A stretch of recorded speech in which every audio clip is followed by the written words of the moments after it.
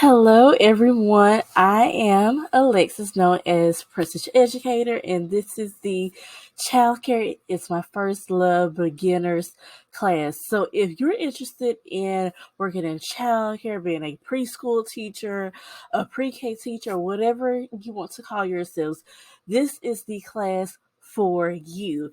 Now, in this class, y'all, you're going to learn so much in this class. If I feel like I need to add anything else, I will probably do a part two. So make sure you are following me on social media for those updates. So let's go ahead with the presentation. All right, so meet the teacher. I am who? Your teacher for today. My name is Alexis. I have been in the early childhood field for over 5 years. This is the sixth year. I have a CDA, which is known as the Child Development Associate in Preschool. I also have a professional certificate, and I also have a director's credential. So, yeah, so those are a little information about myself.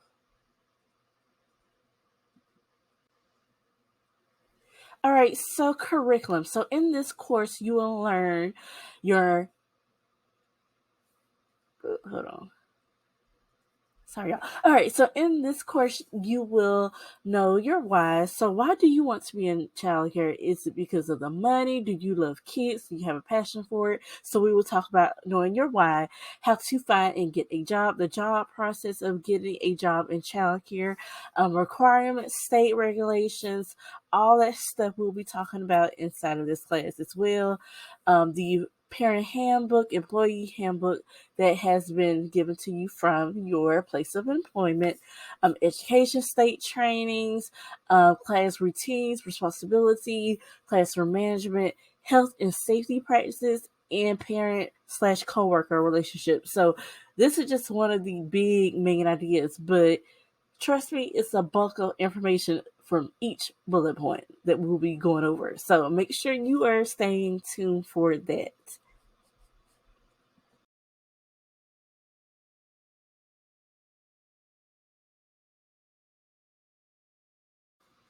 All right, knowing your why. Ask yourself, why do I want to work in childcare? Do I value early childhood education and do I want to provide a safe environment for children? Can I maintain a classroom filled with students?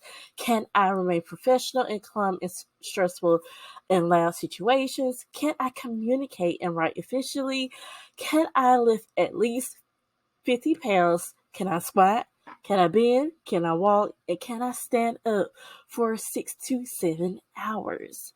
All right, so I feel like a lot of people come into this field thinking they can just sit down, that is pretty much like babysitting, and it is not like that at all. So, if you think that you just can sit down, watch TV, play on your phone, play with the kids just a little bit, and be done, this is not the industry for you, okay? So it is a lot of standing, a lot of walking, a lot of bending over, cleaning, supervising. It's a lot of stuff that goes into childcare, which we will be covering inside of this course. But I want you to think about these while we're going through everything inside of this class. All right, so now we're going to talk about the job. All right, process. All right, so search childcare slash preschool jobs near your area. You can call or apply online using Indeed, or just type in, or you can apply on the preschool center's websites. So after you have done with that, you will get a call to set up an interview. Okay, so that interview can be in person, Zoom calls, things like that, phone call, maybe one of the three, maybe two of the three. Four, complete and pass a criminal background check. So, some states may require a drug test and other tests that you will need to complete before being employed in this industry. So, it all depends on your state. But you wouldn't know that unless you're actually told that by your employer or your potential employer, according to your state.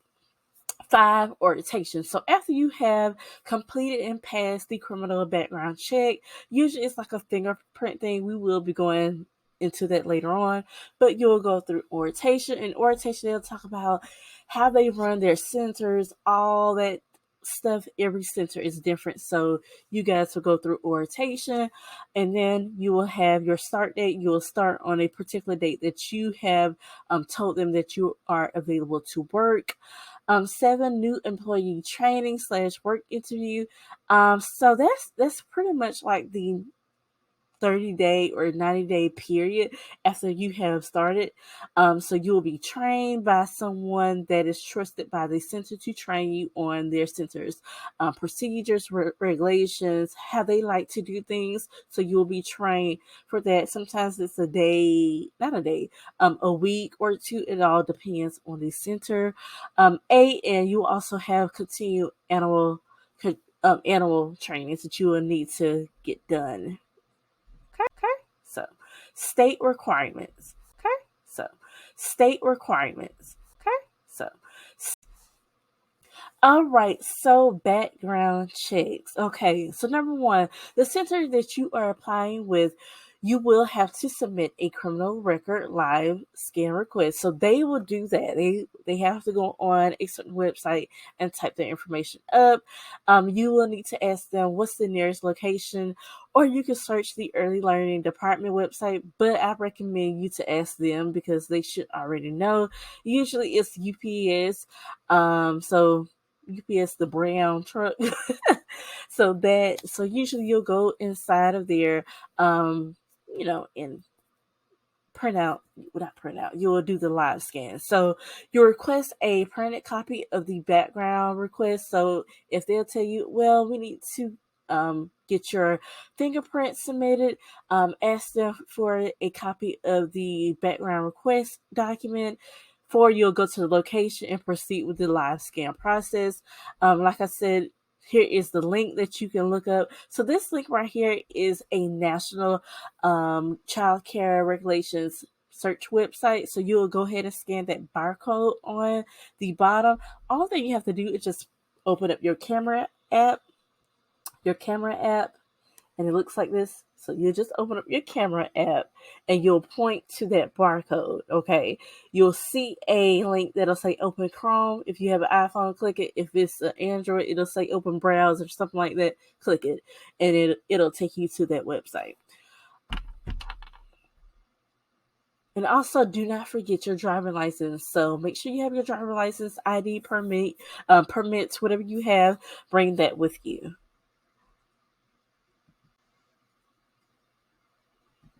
All right, state requirements. So each state has their own requirements and laws that each childcare owner and employee has to follow at all times.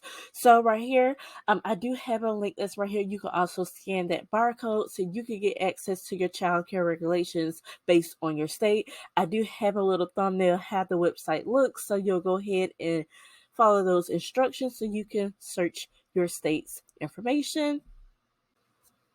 All right, state requirements. The state regulation covers important child care practices to ensure staff members provide a safe environment. So the topics that's covered in the state regulations handbook is the student teacher child ratio. Sometimes it's called student to teacher ratio.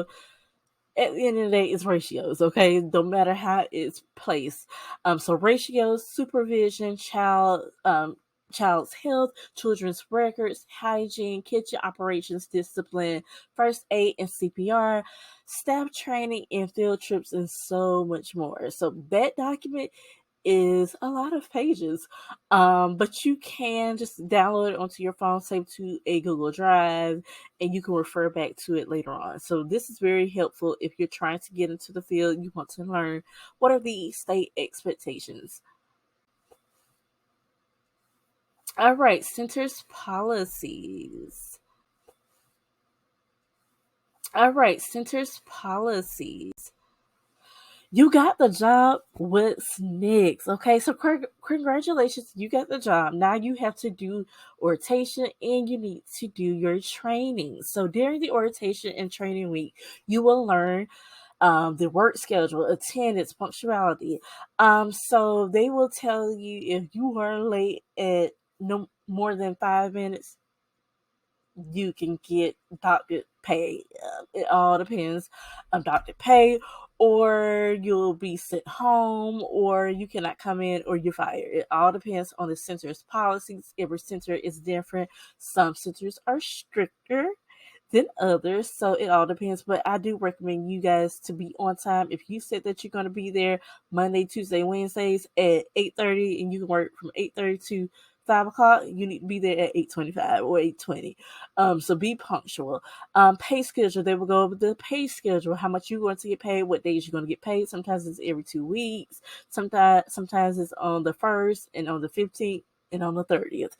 It all depends on that center's pay carrier. So job descriptions, performance evaluation, they'll tell you about that process. What is your job? Are you a floater? Are you a lead teacher? What are the requirements of you being in that position? They'll go through that. Requirements for continuing employment, your trainings, first aid, CPR, termination of employment. Like I said, it could be because you have too many tardies, you called out too many times, or things like that. It all depends on the center's behavior, things like that. Benefits, holidays, paid time off, your leave, vacation, they'll go through that inside of the orientation as well. Centers requirements, dress codes, uniforms, cell phone policies, the list goes on. So with that, let's just say some centers you have to wear a certain color top. So I have worked at centers where you have to wear red sorry y'all, red tops and khaki pants and closed toe shoes. You cannot wear flip-flops, things like that. So those are some of the rules that they may have. It might be a polo t-shirt that they will provide, or you will need to pay for your own. Cell phone policies. Some are very strict with these cell phone policies that you cannot have your phone on you, not even in your pocket. You have to put it in your backpack or somewhere else. Some do not allow Apple Watches. I personally do not like that. I feel like, with the watch, you can have like a timer and things like that. That's how I'm able to stay on track.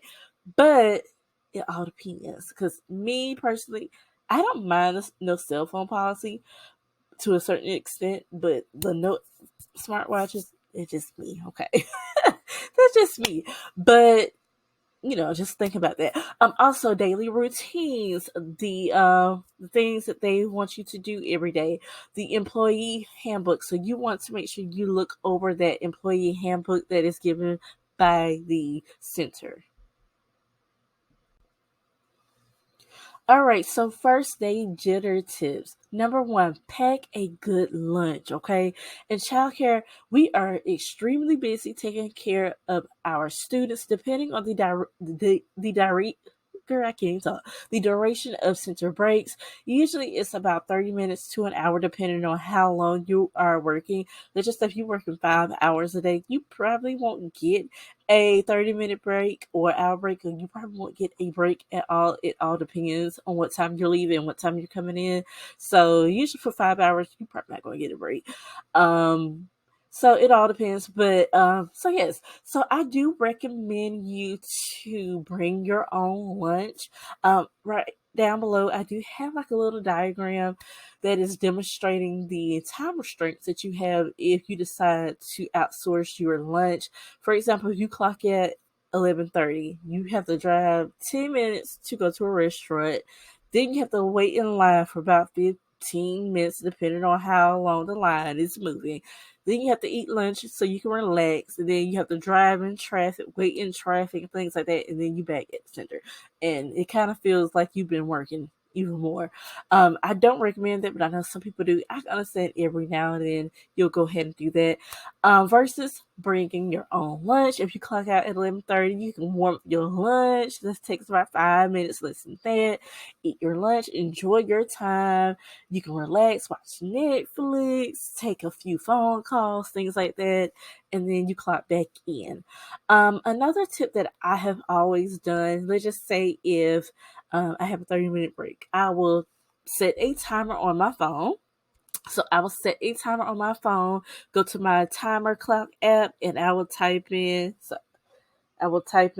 timer. I will set my timer. So let's just say if I'm taking a 30-minute break, I'll put 25 minutes so it'll give me time to transition, to throw my lunch away, use the bathroom, all of that. So I'll put 25 minutes. So I kind of cut it for 5 minutes so I can make it back in on time. If I'm taking an hour, I'll put in like 50 minutes or 55 minutes. So it all depends. But that is another trick that you guys can use so you can be punctual. And you also want to be mindful of your other coworkers' needs as well. They need to eat, they want to eat as well. So just be considerate. All right, number two, eat breakfast. Breakfast is the most important meal of the day. Even if you're not a huge fan of breakfast, I do recommend you to eat something, whether it's a fruit bar, cereal bar, or fresh fruits, yogurt, whatever it is. Eat something before you go into work. Three, wear ankle support shoes. So I do recommend these Skechers brand. It has ankle support, so it's very comfortable. We are walking around, we are moving, we are standing for long periods of time. So make sure you have comfortable shoes. I do recommend not wearing shoes that you don't want to get dirty. Things happen, bleach spills, paints, who knows who may get on your shoes. So I kind of recommend you not to wear clothing that is too fancy that you don't want to get dirty. If you know that's your favorite jacket, do not wear it to the jacket. If that's your favorite pants and it makes your body looks nice, do not wear those. Okay, do not wear those. Save that on your own personal time. You want to be comfortable and you want to be able to get dirty because we touch a lot of things. Okay. Number six, follow Okay, number six, follow the classroom schedule slash center's rules. Like I said, read the teacher's handbook, the employee handbook, as much as you can. I do recommend you to read it all. This will prepare you for the expectations that the school has for you and the parents as well. Seven, be on time, be punctual. Like any other job, you want to make sure you're showing up on time. Not if you're supposed to come in at 7:30, don't come in at 7:30. Okay, come at least 7:25, 7:20. Now I know some centers they don't want you to clock in early, but it all depends. But I do recommend you come at 7:25 at least. 8 o'clock. Not 8 o'clock. Number eight, be a team player. Building relationships with your coworkers, the admin, the parents, the student is very important of being a team player. Here's some tips on how to be a team player. Communicate, okay? Watch your tone, watch how you're talking. Make sure you're straightforward but not harsh. That makes sense. Be kind, be considerate. Like I said about the lunch thing, come back on time, okay? Make a plan. Also, be ready to help out. Sometimes some teachers need help. So all that, be a team player. Read that handbook, okay? Read that handbook, okay? I highly recommend you guys to read that handbook to get a better understanding about the preschool policies and their mission stuff. So the mission statement, all that, read that handbook, okay? I know it's a little bit long, but read it, okay? Read. So if you are applying for admin role, I most definitely recommend you to read that handbook, read the parent handbook, and read the staff one. So if you're going to be a director, second assistant, receptionist, night shift director, even a teacher, make sure you read that handbook. All right, so let's go over training and education. All right, so let's go over training. All right, education and trainings. Okay, so each state require its own set of requirements for childcare. Employees are based on the position that you are applying for. That kind of goes with pay. I forgot to mention that, but we will mention that a little bit. But here are a few positions in childcare, and I do have the education levels that you will need to have by minimum. So for high school diploma slash GED, you could be a floater, a sub, bus and van driver. Now, for the bus and van driver, you do need to have a clean driving record and a driver's license. Also, cook. You will need to have a safe serve or a food handler certificate. Assistant teacher, receptionist, and an open and closer, you can have a high school diploma or a GED. For CDA and TCC, and TCD, which stands for Techno College Certificate. You can be a lead teacher. So it's like if you want to be a lead teacher in an infant room, preschool room, you will need to have at least one of those, a pre-K teacher, and a assistant teacher. Now, the assistant teacher can also follow under high school diploma depending on the center. Every center is different. Um, so yeah. Oh yes, and director's credentials, CDA and associates and above, director's admin, that falls under that category of education level. All right, levels in ECE. Wait, ECE. All right, so first high school diploma, then GED. Now, after you have done completed with that, you want to go ahead to CDA or TCC. Now, some people jump ahead and get the associates or the bachelor's degree. It all depends. You really don't need the TCC, but this is what I recommend. This is a trick. Okay. Let's just say if you just graduated from high school. Now you can apply to get your CDA and your TCC while you're in high school. Okay. So therefore, you can make as much money as you can make as starting off compared to somebody who just have a high school diploma. Okay. That is a trick. Now, you could go ahead and get that after you have completed at least 60 college credits. I do recommend you to apply to get your professional certificate, just in case you want to be a teacher assistant at a school or things like that, so you get more money, or you can work in a pre-K classroom, depending on your state. So yeah, associate's degree, bachelor's degree, master's degree, and above. So it's just that. Okay, hold on. All right, so training website. So each state has requirements that each child care staff needs to complete a annual training.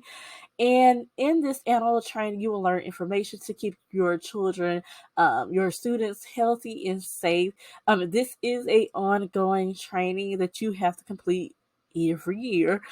Sometimes they don't recommend you to repeat these same classes. You have to do different classes, but you have to complete a certain amount of hours per year, depending on the state.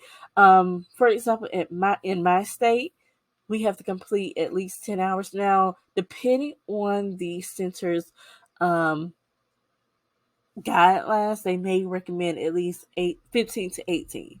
It all depends. So it all depends on that. That's why you need to read their handbook and pay attention during orientation. But anyway, so here's some websites that I recommend you guys to use. Cox Campus, it is free, very free. So I do recommend you to take those first. Now with Cox Campus, they do have under educator tab, they have different age groups. So if you're going to work in the infant toddler room, take those courses. If you're going to work in the preschool and pre-K classroom, take those courses. And so, beyond, okay? So those courses are free. Some of them about an hour to 3.5 CEUs or hours. So that'll get you up in the completing process. I also recommend you guys to use Pro Solutions Training. Some of the courses are free, and some of them you have to pay at least $10 to $20. It all depends. It may go up by the time that I upload this video or the time that you are viewing it. So Make sure you are using a state approved training website or state approved course. So some states do not take certain courses. Now you can take them that is benefiting yourself. There has been plenty of times that I have taken courses that does not um, that's not approved by my state, but I have learned so much in my field. All right, so here are a few recommended trainings that I recommend if you're just starting off. The health and safety orientation. This is also free on Pro Solutions. Now, I do recommend, and this is kind of required anyways, your first aid CPR and AED certification. Now you do have to do this in person. I know there are some that are available online. I don't recommend that. You're dealing with kids. You have to know the process of um, helping out a choking baby, things like that. So I do recommend you to do in person. A lot of them, they want you to do it in person. Transportation and safety classes, especially if you're going to be driving the bus or the vans. Mandated reporter, child abuse, neglect, those type of courses as well. I know that one is for free on Pro Solutions. I also recommend you to verify which classes that you need to take if you're just starting off in this field. So ask your director, whoever who's in charge, ask them first or refer back to the handbook. All right, so how to increase your salary? All right, so here are a few ways that you can increase your salary in childcare.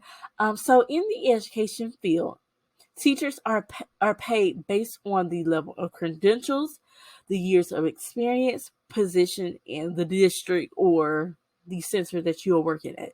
So each center may pay is different. They have a different pay rate schedule. It's all different. Okay. Um, Now in childcare, when you are going back to school to earn a credential, this may increase your salary, okay? And it will help with your job performance. So, for example, I do have a little example at the bottom. Amy, who has been employed at 123 Learning Center as a floater for about 2 years, she has a high school diploma. She asked the center's director for a raise. The director advised her to earn a CDA or a TCC. Now, this is just an example. Some of them may recommend that, or they will give you a employee evaluation. So they'll grade you how you act during the class for the next few days or weeks. It all depends. So when you ask for that raise, you need to make sure you are on your P's and Q's before and after enduring because we want to get paid more. It's just a natural thing. We want to get paid more. Yeah, so if you are trying to earn a CDA or another credential, I know sometimes a lot of people cannot afford that. I know for my CDA, the training was at least about $400. And buying the books, buying the materials, things like that. Now, for my state, they do offer early childhood like scholarships that can pay for that if you have completed it. So you'll probably pay for that out of your pocket, but they will reimburse you later on, or they have certain type of I can't think of the word um incentives or scholarships that can help you pay for that. It all depends on your state. So I make sure that you are looking that up. I know in my state that we have that. All right, classroom environment and management in childcare. So in here we'll be talking about the classroom, daily routines, you know, and managing our classrooms. All right, arrivals. All right, so before you enter the workplace, leave your personal problems at home. if you are dealing with something personal that's at home, I can understand we have serious situations that happen, but leave that stuff at home. Do not bring that attitude, that negative energy. You coming in, rolling your neck, rolling your ass, crossing your arms, and not speaking. Leave that at home. If you're gonna do all that, call out. Okay, just call out. Nobody wants to deal with that. Nobody wants their children to be exposed with negativity. So leave your personal problems at home. If you don't feel well, call out. Okay. All right. So here are these steps that consist during arrivals. Okay, so you'll clock in. I do recommend you to use the restroom before you clock in, but clock in, use the restroom, put up your belongings. No hot beverages. So if you like hot cocoa in the morning, you like to take your Starbucks run or go get something at Dunkin' Donuts, like their coffees. Hurry and drink that up on your way here, but you cannot have that around kids because if they bump into something, it'll fall on them, and guess what? You have a situation. All right, so greetings. You want to make sure you say good morning, good afternoon, even when the kids are leaving, to everyone with a smile and a happy tone. In a happy tone. Good morning. Good morning, so and so. So use their name. Good morning, Mrs. Ashley. Good morning, Ginger. Say good morning. Okay, so good morning helps brighten people's days. Place their belongings in their lockers, out of reach of the sight of children. I already said that, but you want to put up their belongings inside of their cubbies. So you want to put Matt's stuff in Matt's cubby locker, whatever the situation that you guys use the hook at your center. You want to inspect the classroom, make sure there's no bugs, mist, trash. If you need to run and get supplies now, if the students are inside the classroom, do not walk outside the classroom. Okay? Do not walk outside the classroom. If you can ask somebody to come and get that works there, ask them that it's free.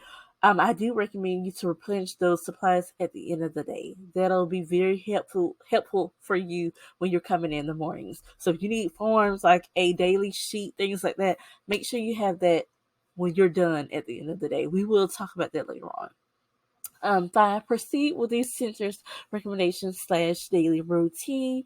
So it all depends. Some daycares that have kids in a certain classroom, and then when you come in, you'll need to gather your kids and take them inside of your classroom. It all depends on the centers. Then you'll go ahead and proceed with diaper changes if you have infants, toddlers, and above. Now, another thing, some students will be very moody, crying. Sometimes they'll be pulling away from you with their moms, their dads, whoever the guardian is. So you want to assure them that everything is okay. It's okay. She'll come back later on, things like that. So you want to say that, make them feel comfortable.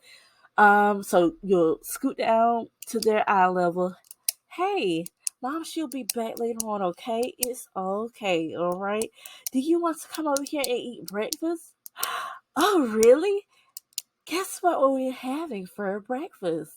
Oatmeal. Don't you love oatmeal? Oh, yes. Do you love apples? So things like that. You want to make it exciting so you can let the parent go on to work. You don't want to delay the parent because you don't know how to redirect that child. All right, label, label, label. All right, in order to maintain proper organization in the classroom, you will need to make sure everything is labeled. Y'all, that is my biggest peeve. When I go inside somebody's classroom and things are not properly labeled, or it's a student that left about 5 years ago and that cubby still has their name. Like, update those labels. But labeling goes beyond the student's belongings. But I do have a list of items that you need to label, such as bottles, sippy cups, diapers, diapering creams, wipes, jackets, blankets, change of clothes, which can be inserted inside a plastic bed, cubbies, teacher slash classroom supplies, diaper bags. The list goes on. Okay, you can encourage the parents to label their child's belongings. I feel like that is so much easier in the mornings because if you have about 6 to 20 kids and you're trying to label each one of their belongings, it can be very hectic. And sometimes they'll have different coats and jackets. It's a lot, but I do recommend you to take the time out and label those items.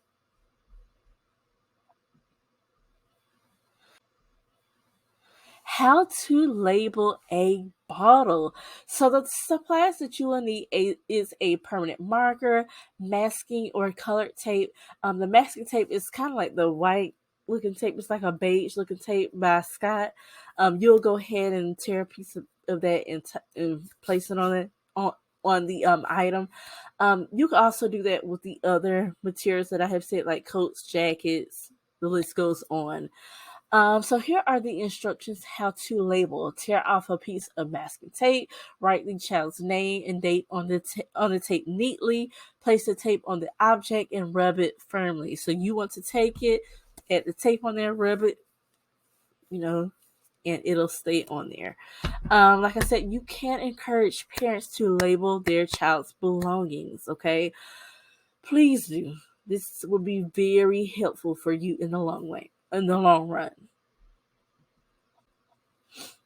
All right, so here is how you label the other items. So if it's a jacket, do the same method. You'll just put it on the area that I have on that picture.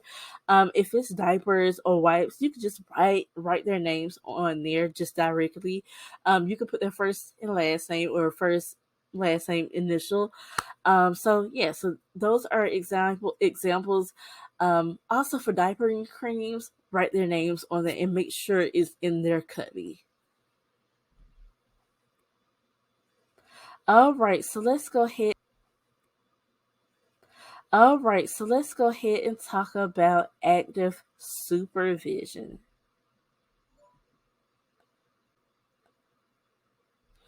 All right, supervision. Okay, each age group from infants, toddlers, preschoolers, and school age students need active supervision throughout the day at all times.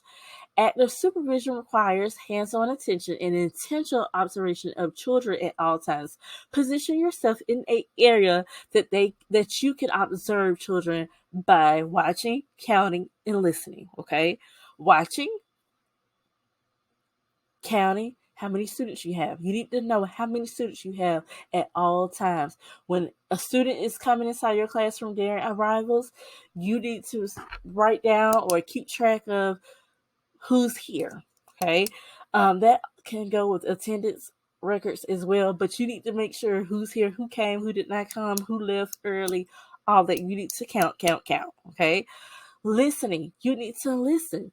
Is somebody crying? Is somebody making noise? Is somebody weeping? Listen. Okay. During transitions, staff accounts for all children named to face recognition by visually identifying each child. So if you know Bobby and Susie were here at 8:30, you need to look for Bobby and Susie. If Amy was out today, but she was here yesterday, you need to remember that. Amy, she wasn't here today, but she was here yesterday. So you want to have name to the face. Also, always count the number of students you have in your class. I just said that. Even if you are relieving a teacher or a teacher is going to relieve you, they need to tell you so and so left at 12 o'clock when you was on your break. Oh, so and so left. You know what I mean? You want to have that communication. Oh, Jimmy, they left during nap. They already left. Just say that. You don't have to explain detail. Just say they left. So right here I have a little diagram. If you're in the preschool class, let's just say if you have 15 students that's on your roster, but you counted 12 at 9:30 after drop off. So you need to keep up with how many students you have, who have left, all of that. Count, count, count, count, count. I say count every 10 minutes. That's just on me. Count, count, count.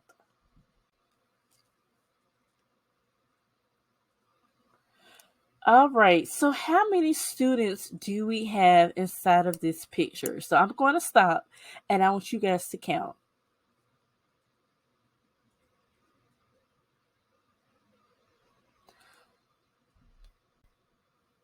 All right. So, we have 6 students inside of this classroom. Okay. So, we're going to take our students outside. We need to bring those 6 outside. And when we're coming back in, we need to bring those 6 back in. If we are about to eat lunch, we need to have 6 plates ready or 6 cups ready, 6 spoons, forks, whatever the age group. Now, if they're usually in preschool and daycare, they'll give them spoons, not forks. So that's another tip. Lord Jesus. But yeah, you want to keep track of how many students you have at all times, okay?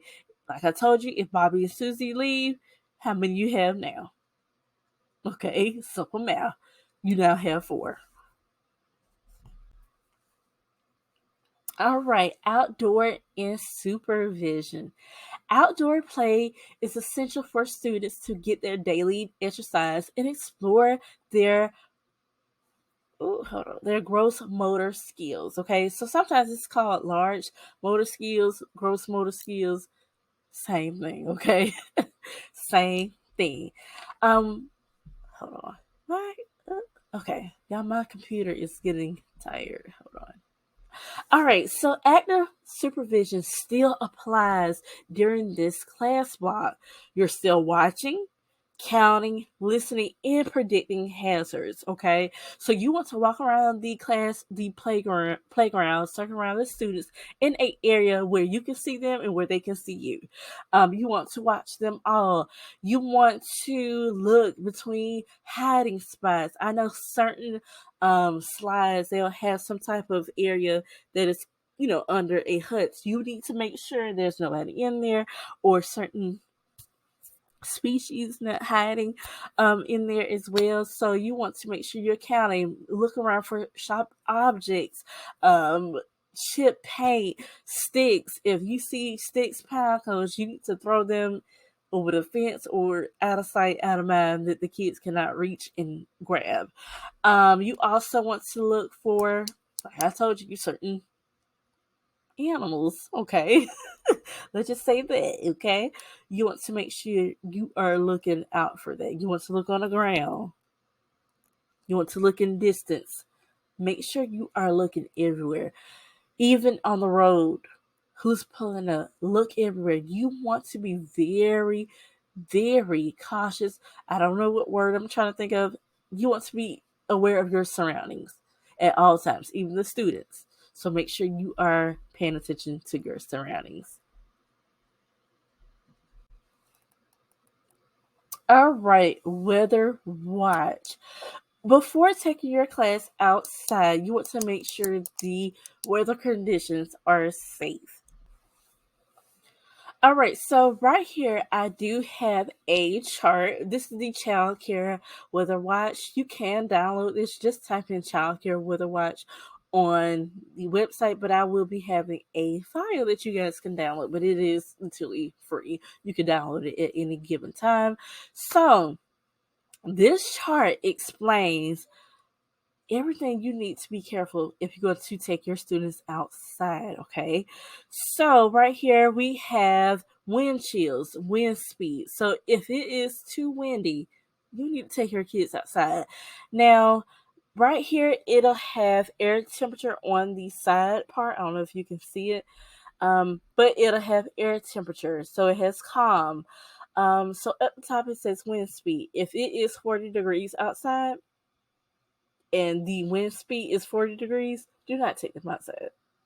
Now, sometimes it all depends on what region you are living in. If you live up north, I don't know how you guys do the weather chart, but we do not want kids to get frostbite and things like that. So you want to make sure you are aware of this. If it is in the green area, that means it is comfortable. They can play outside. If it's yellow, you need to be very cautious. If it's red, do not take them outside. And this is one way that you can make sure everything is not too windy or too hot. You can look on your Apple Watch. You can say, Hey Siri, what is the wind speed for today? It'll tell you. If it's correlating to that. And if it's on the red and the yellow, do not take them outside. Okay. We do not want anything to happen. If the weather is 30 degrees and it's chilly, it's uncomfortable. Do not take them outside. Okay. If it's 15 to 30 degrees, it's very cold. Do not take them outside. If it's negatives, do not take them outside at all. Okay. They will freeze, and we don't want anything to happen. If it's too hot, if it's 80 degrees or below, it is okay. If it's 90 degrees, it can be a little bit overbearing depending on the wind speed, okay? And also the humidity. If it's too hot, bring them back inside. Do not take them outside at all.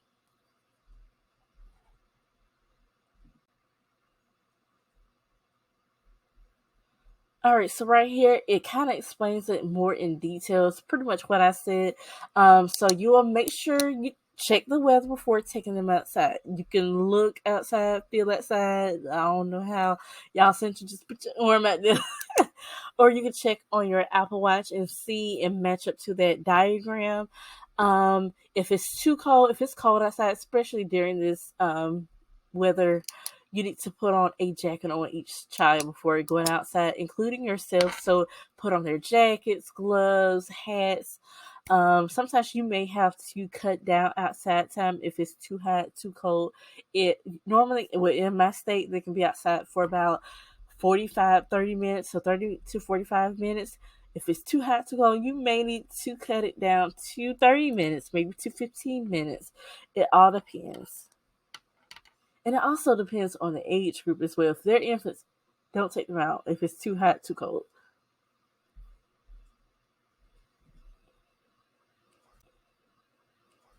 All right, so let's go over ratios. Student teacher ratios. So, student teacher ratios are meant to provide quality care and supervision to each student. For example, Georgia, let's break this down. Now, I do have a picture of their child ratio and supervision page that I took a screenshot from the Child's Regulations State Handbook that they have. So, for each age group, there are a certain amount that you need to have in each classroom for per teacher. So if it's one teacher for infants, it is 6 kids. Okay. If there is 12 infants, you need to have 2 teachers. If there are, if you are inside a 1-year-old classroom, you can have 8 students. If you have 2 teachers, you can have 12. So on, so forth. Okay. So let's break it down. Hold on. Okay, hold on. All right, so let's break it down. So, infant ratios, I do have a visual that you guys can download and post inside of your classrooms. So, right here, I have the infant ratios. So, 1 to 6, I have 6 infants. They're just crawling. It's just so cute to have inside of your classroom for a visual. Preschool ratios, if you are with the 5-year-olds, you can have up to 20 in the Georgia state. Mixed age ratios, depending on the youngest group that you have, you can combine them, but it cannot be more than 20% of the ratio. So if you have 15 3 year olds, you can have 2 toddlers inside your classroom. Okay. Now, if you have more than that, you need to add another teacher.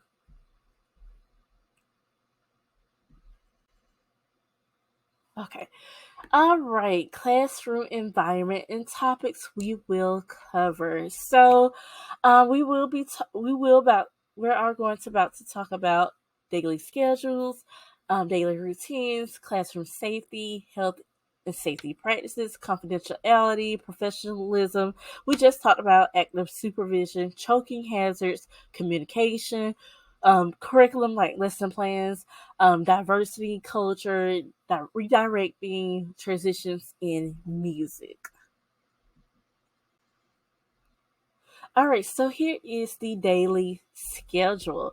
Each age group has its own schedule. Schedules are routines that influence a child's emotional, cognitive, and social development. So, the benefit of having a classroom schedule is to help children feel secure, a sense of knowing expectations, and reduce behavior problems. Like I told you guys about reading the Center's Handbook, you need to read that so you can know, you need to have a sense of knowing. You want to know things. I'm one of those people, I like to be prepared. So I don't want to be confused. Like, that's what we're supposed to do. So you want to be prepared. Even our students would like to have that sense of knowing. They need to know the expectations, what's going to come next. And this will help reduce bad behavior problems. I don't like saying that word, but just be honest. We don't want to have behavior problems. All right, so daily schedule, elements of daily schedule. So during the daily schedule, it'll have arrival time, centers, free choice, transition, restroom, diapering, outdoor play, indoor play, large group activity, small group, meal times, cleaning, nap time / quiet time, dismissal. So those are a few things that they will have on the daily schedule. Every center is different. Every classroom, everything is different. Okay, so it all depends. All right, so here are a few examples of schedules that I have pulled up. I have the infant schedule, as you can see, at 6:30 to 8 o'clock. Arrivals, morning meetings, table toys. At 8 o'clock to 9 o'clock, diapering. 9 o'clock to 9:30, meal times. Sometimes that can be even longer. Sometimes it can be 9 o'clock to 10:30. Now with infants, they kind of make their own schedule. It all depends. So infants kind of get a little free pass, but for toddlers and preschooler, they need a set schedule. So here is an example for that. You guys can screenshot that and look over that.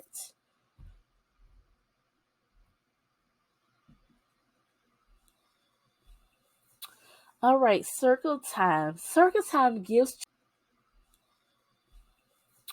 All right, circle time. Circle time gives children a learning and social opportunity.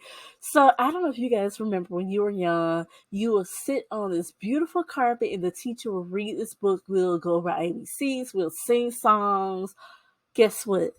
This is what you do during circle time. So you will have a attention grabber. You'll sing a good morning chant, rhymes, finger plays, songs. I'll recommend singing at least 2 songs. For me, I do a good morning song that I it's kind of inspired from another teacher that I follow on Instagram.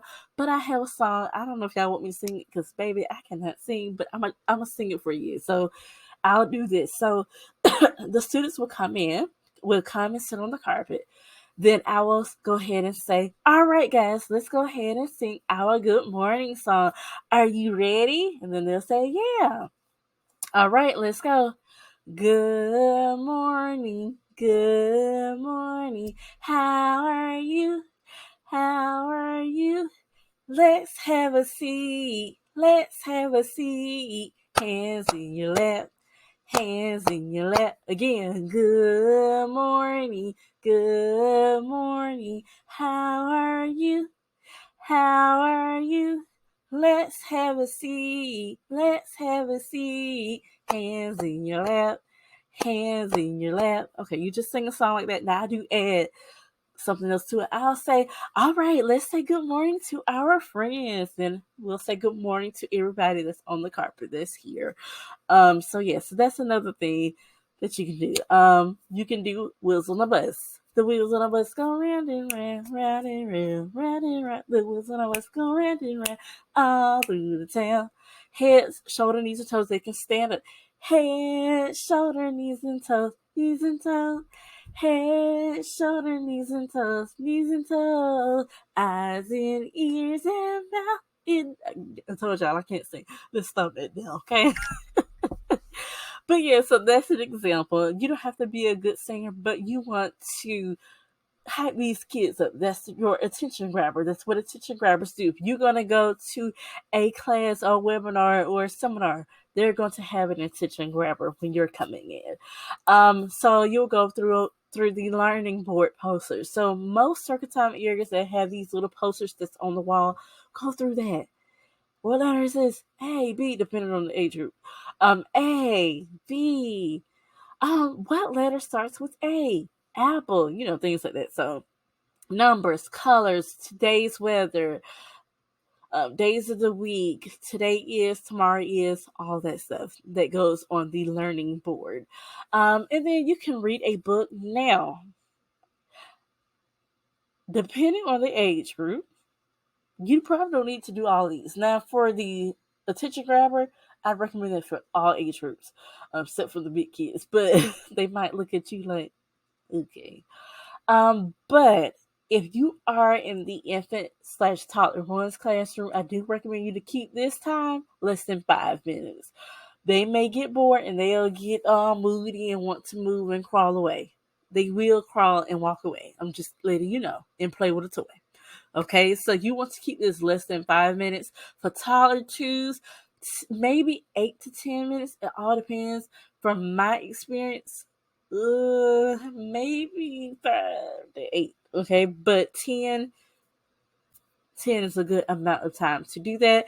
3-year-olds and 4-year-olds, 15 minutes. Okay, so you could do all of that. See, this is why I love preschool, because I can do more during the circle time moment. Like, I love singing and dancing and doing all this stuff. So this does not bother me, but the 15 minutes, I love that, because that's how much it's going to take me anyways.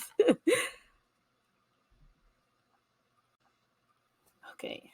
All right, read aloud tips and tricks. Okay, so read aloud is instructional practices where teachers, parents, and caregivers read text aloud to children. The formula of an amazing read aloud: one, you need to find a interesting book that your students may be interested in. Now, during the book, you want to find a book that correlates with the theme that you guys are going by. Let's just say Thanksgiving. It's November. You will read a Thanksgiving type of book, Native Americans.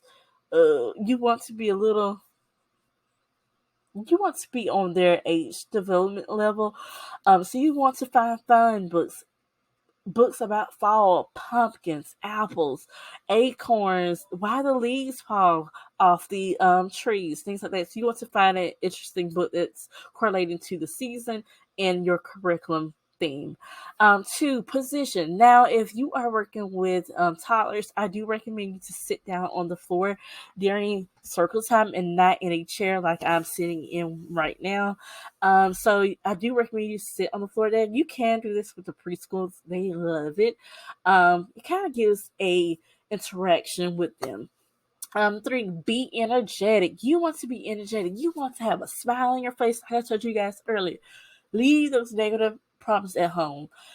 Be energetic. Be happy. Be a little animated. They love that. And I am very animated in the classroom. Okay, I'm, I'm a little crazy. Okay, I like to be silly. That's just my personality. You also want to maintain eye contact. Look at them. Okay, you want to look at them in their eyes when you're reading a book. I don't have a book near me, but you want to have the book like this, open. Have the pictures like this. Let me give you guys an example. Pretend this is the book. When you have those pages open and you want to show the pictures, go like this. Okay? Make sure each student can see it and get a good visual. I cannot talk today. Get a good view of the pictures. Also, pitch and tone. You don't want to be monotone. The fox went up the hill and fell down. No, ma'am. The fox went up the hill and fell down. So you want to have pitch and tones. You want to follow along with the tone of the book. 6, ask questions. So at the end now, you can ask them, what color is the apple? Do you see the dog? Where is he? They'll say behind the bushes or under the table. So you want to have the interaction with them. All right, classroom management / culture. Classroom management creates an established and orderly environment in the classroom. Benefits of effective classroom management. All right, so classroom management establish and sustain an orderly environment in the classroom. For example, you want things to be regulated. You want to have a daily routine. For example, come in, put your belongings in the cubbies. Depending on the age group, they can put it up by themselves. Even toddlers, if it's on their eye level, they can put it up by themselves.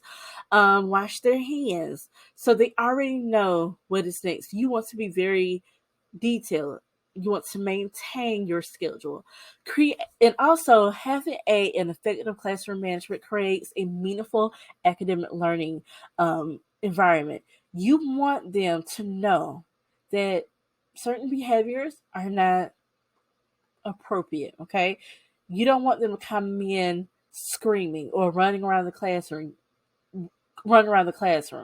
They already know that it's not allowed. We do not run inside the classroom. We use our walking feet.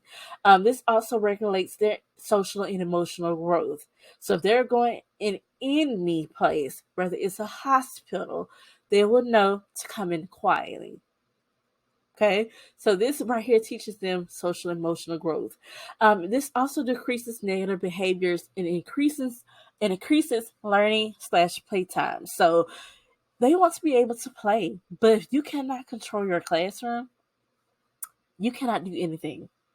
You're not going to be able to do diaper changes, take them to the restroom, even if even if you guys are transitioning to another classroom.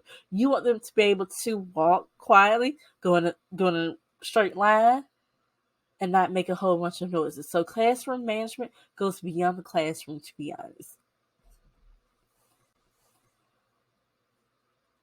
All right, four types of classroom management styles. All right, so there are four of them. So authoritarian has complete control. Okay, this teacher does not play. Let's just say that she does not play. She does not play. She likes her classroom quiet. Come in, sit down. Very authoritarian. Highly structured. Okay, she's gonna follow that daily schedule. Now I can understand it may get a little bit out of whack, but she does not play that. Okay. No tolerance for inappropriate behaviors. You cannot come to her classroom with all that wine. You cannot run inside the classroom. The students know that, so they're not going to try it with that teacher. That teacher also has very low interaction with the students, sometimes the parents, and also with her coworkers. She's not going to really talk that much with you. Also, the students are not interested in learning because there's no fun interactions. They don't feel heard or they're kind of scared. They don't want to get in trouble.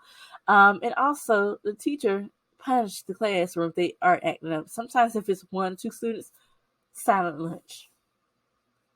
Okay, it's just that's what it is. Authoritative. This is me to the T. This is what I align with. This is what I believe. Um, Complete control of the classroom. Your students should know that they cannot run your classroom. No, you cannot run inside the classroom. No, you cannot be using profanity. No, you cannot use ugly words. Another thing, you do want to avoid using the word bad in front of them. I know that I said that, but I won't say that, describe them at all, but inappropriate. Okay. So yeah, but another thing, they need to know that this is not allowed. This is not acceptable. No throwing toys. We don't do that. Okay. You need to have complete control of your classroom. This is what I recommend for all of you. Okay. Also, high level of student involvement. I love interacting with my students. I love talking. How was your weekend? You went to the beach? Oh my goodness. Did you collect any seashells? You brought something like this is that's what I like. I like to talk with them. What's your favorite snack? Some of them may say cookies, some may say chicken nuggets. Okay, okay, just go along with it. Nod your head. Oh, nice. I like chicken nuggets too. Do you like it spicy or do you like it mild or regular? I ask them, do you, things like that. So you also want them to kind of lead, but they're not leading, if that makes sense. You're just following along with them. I can't think of the word right now, but you're following their lead. Okay, they love that. They love the feeling of that they're in control and they have choices. All right, guys, you guys have two options. You can choose to eat oatmeal for breakfast or waffles. Okay, something like that. Or you can either play in the housekeeping area or the blocks, or you can go to the writing center. So they like to have options. Give them options. That's what I like. That's why I say I'm right here in that area. Also firm yet fair. You want to be firm and fair. As you don't get me wrong, I'm very fun. I like to have fun. I'm silly, but they know if Miss Alexis is getting on to you, yeah, you're probably not following directions or you're doing something inappropriate, okay? And I will let them know. Yes, they have consequences. If you are throwing toys, I give you a warning. I show you how to play with them. After the second time, uh, I'm going to redirect you and move you somewhere else. Okay, so firm yet fair. Also set up rules and consistently enforce them, y'all. Set up rules. Set up rules. Like I told you, no running, no throwing toys. We clean up after ourselves. We don't play with the water splashing around the classroom. All of that. Set up rules. Enforce them. Also, students are interested in learning and following expectations. They already know what you expect from them based on your rules. And also the consequences that you give them. If so and so is throwing blocks and they went to the quiet area or the I'm not gonna say the word, but timeout area or the cool down area. I don't want to go over there. You know what I mean? Or if I'm doing this, I don't want to experience that. I don't want to get in trouble or whatever. So they need to learn those expectations. Everybody has expectations, even in adulthood. Me, even as a teacher, there's certain things that I'm expected to do. All right, so permissive. Oh, sorry, y'all. Permissive. They have low level of student involvement and control of the classroom. These are the type of people that kind of bored with education or they're not as passionate as they once were. So yeah, they're just permissive. They hard to talk to their students. They don't have any control of the classroom. Pretty much the students kind of do what the pictures are doing below. They're throwing chairs, doing their hair, doing their fingernails, all of that, all of that. Okay, they're on their phones. They can do whatever. They do not have any rules that they need to follow. There's no consequences. Just let them do whatever. The students run the classroom. The student is the teacher, and the teacher is the student. I cannot be that way, but okay. All right, and also indulgent. I hope I'm pronouncing this correctly. Very low control or no control. They believe that strict classroom rules are not benefiting students. They don't believe that you should have complete control of the classroom. Um, they don't believe in consequences. If a student is fighting, oh, they'll be okay. They dismiss it. Okay, I like to address it head on. This is what I expect from you. This is what I would like to see change. Also, they let students freely express themselves without any boundaries. Now, I don't mind students saying, "Oh, I don't like broccoli," or "I don't want to play that," or "I don't want to do that." Okay, but they let the students talk to them in any kind of way, pretty much like they're talking to their friends. Okay, they'll use certain languages around that teacher. Sometimes this teacher is too friendly. They'll expose their personal business or the student feel a little too comfortable and share things. Okay. So we don't want to be too friendly. Also, they struggle with redirecting behaviors. Like I told you, that picture at the bottom, that girl with the chair, no ma'am. Mm-mm. Standing on chairs, oh yes. Like, yeah. Even the little ones, they will do that. Yeah. All right, let's go to the next slide. All right, so let's go ahead and talk about redirection. All right, so redirection is the technique that teachers use to help children understand what is acceptable behavior or not. So this right here teaches them how to manage their behaviors. So I do have a scenario at the bottom. I kind of gave you guys a few of them earlier already, but you want to read that. You want to use these strategies to use inside of your classroom. I'm just giving you guys two. So here is a scenario. Allison and Johnny are throwing wooden blocks to the other side of the carpet. Now they're probably having a conversation. Let's throw these blocks to the side. Okay, they're just having fun. They don't really see anything wrong with it. But two other students are on the other side. And even if they're not, a student can walk by. Okay? You know what can happen? That student can get hurt. That block can hit them in the head or any other, you know what I mean? It can hurt them really bad. And those wooden blocks are kind of hard, okay? But this is what you should do.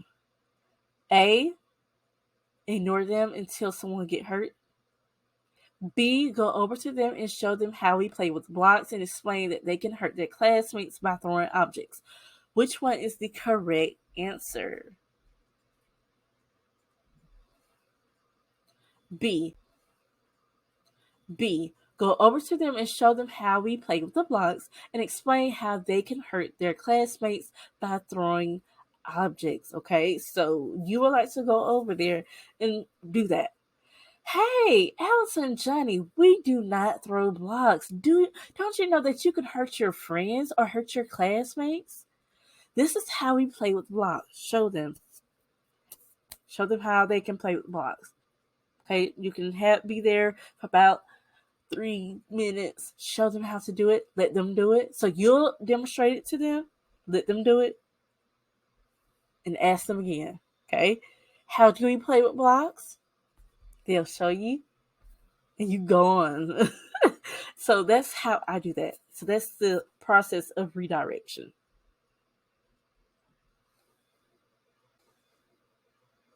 All right, here is another scenario that I want to give you guys. Todd in the Todd room is playing with a toy truck, and another student comes over and snatches the truck away from him. Todd pulls the student down, open his mouth to attempt to bite the child. What should you do? A, rush to the area to move the students apart from each other and tell them we do not bite each other and we do not take toys away from our friends without asking them. We wait our turn.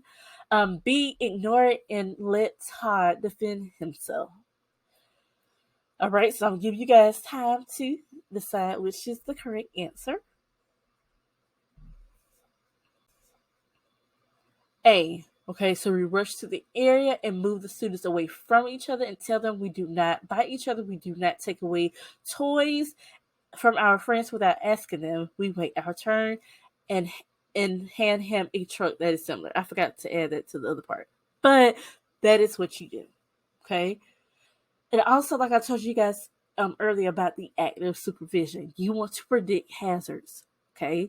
If a student is playing in the sink, you need to wipe that water off the floor. Okay, you need to inspect and make sure there's no spills because a child or you can walk by and boom, you hit your head. Okay. Also, if they're playing in the outlet sockets, if you see them going near it, move them away. Tell them no, no, no, no.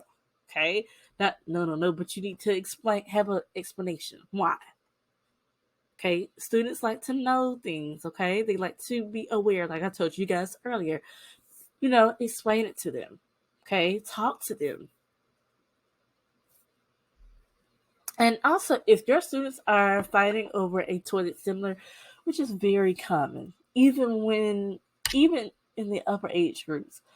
It is helpful for you guys to have repetitive toys. So if you have trucks, you don't need to have one red truck. You probably need to have about 3 to 5 trucks. Okay, 3 to 5 trucks. So if Todd is playing with the red truck and the other student is trying to take that truck away from them, after you separate those two, you talk to them, hand the other student a truck as well.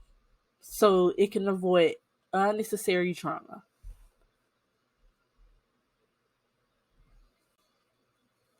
All right, so let's go over transitions. All right, transition is the process of change within or between activities. Having an effective transition strategies can reduce the behavior problems of students who get upset when cleaning or transitioning to another activity.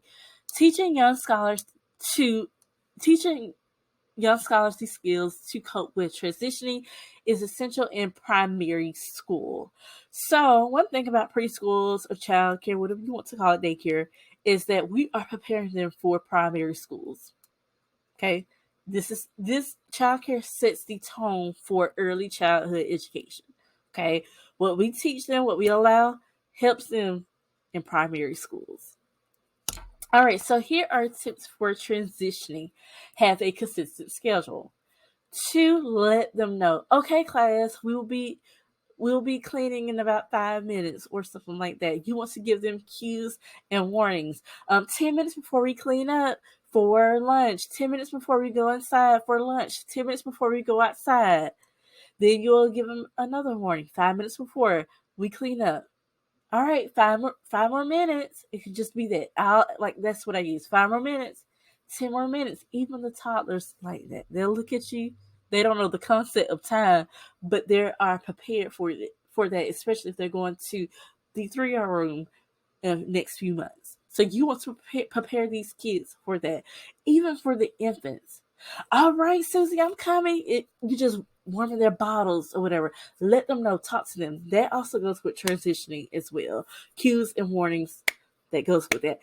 Also, transition method. You can use song chant. So after you have given them that cue and warning, and it's time to clean up, you can sing a song. Clean up, clean up, everybody clean up, clean up, clean up, do your share.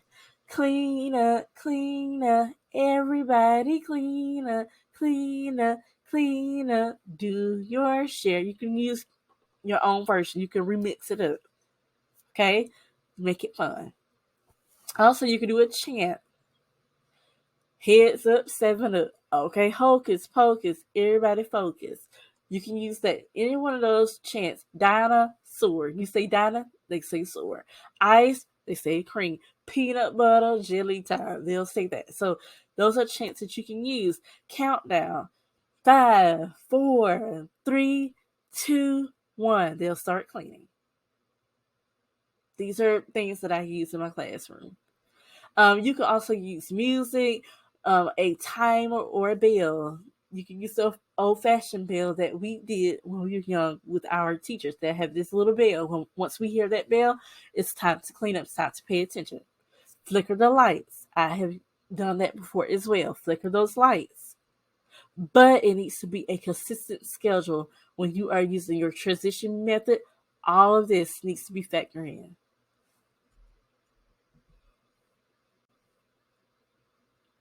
All right, transition tricks. All right, I don't know why I put number one, but you want to prepare for the next activity before you give those cues that I just told you, okay? So let's just say if right now, you guys are doing free play or sensors, and next is art, okay? So right now, our next activity is going to be arts and crafts. So you want to gather those supplies, red, orange, yellow paint, whatever you need to do. I have a picture of the craft that we will be doing in a class today. You'll need to have all those supplies. Mid-size googly eyes, liquid glue, or glue sticks. I do recommend the liquid glue depending for the googly eyes, but I do recommend you to do it. Not the students. Now, if they're in preschool, okay, maybe liquid glue. But you want to give them a small amount. Okay.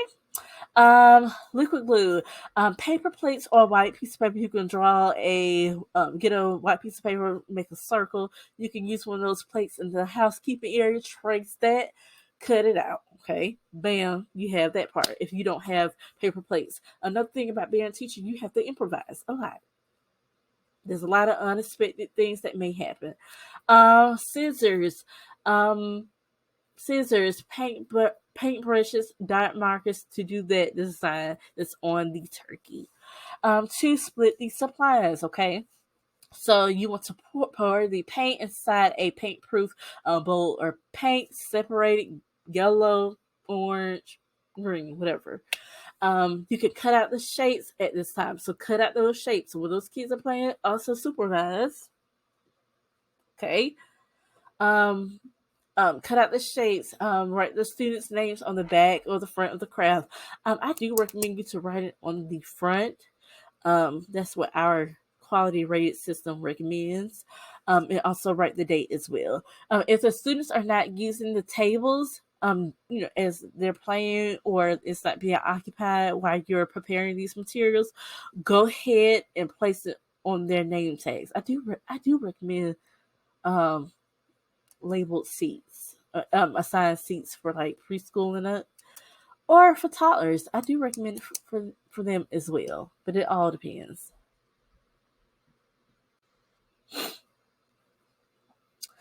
All right, free choice in centers. Okay, so free choice, free time, free play, all that is the same thing. Okay, so it goes by different names, but it all refers to a list structure playtime where children can get to pick their own activities from choices the teacher has provided. Okay, so the types of centers that you'll have based on the age group for toddlers: arts and writing center, the science center, the reading slash cozy area or library area, sensory, dramatic play, housekeeping, blocks, manipulatives, all that. For preschool and school age, the arts, writing, science, reading, cozy area, sensory, dramatic play, housekeeping, math center, music and movement blocks, manipulatives, computers, and tablet area.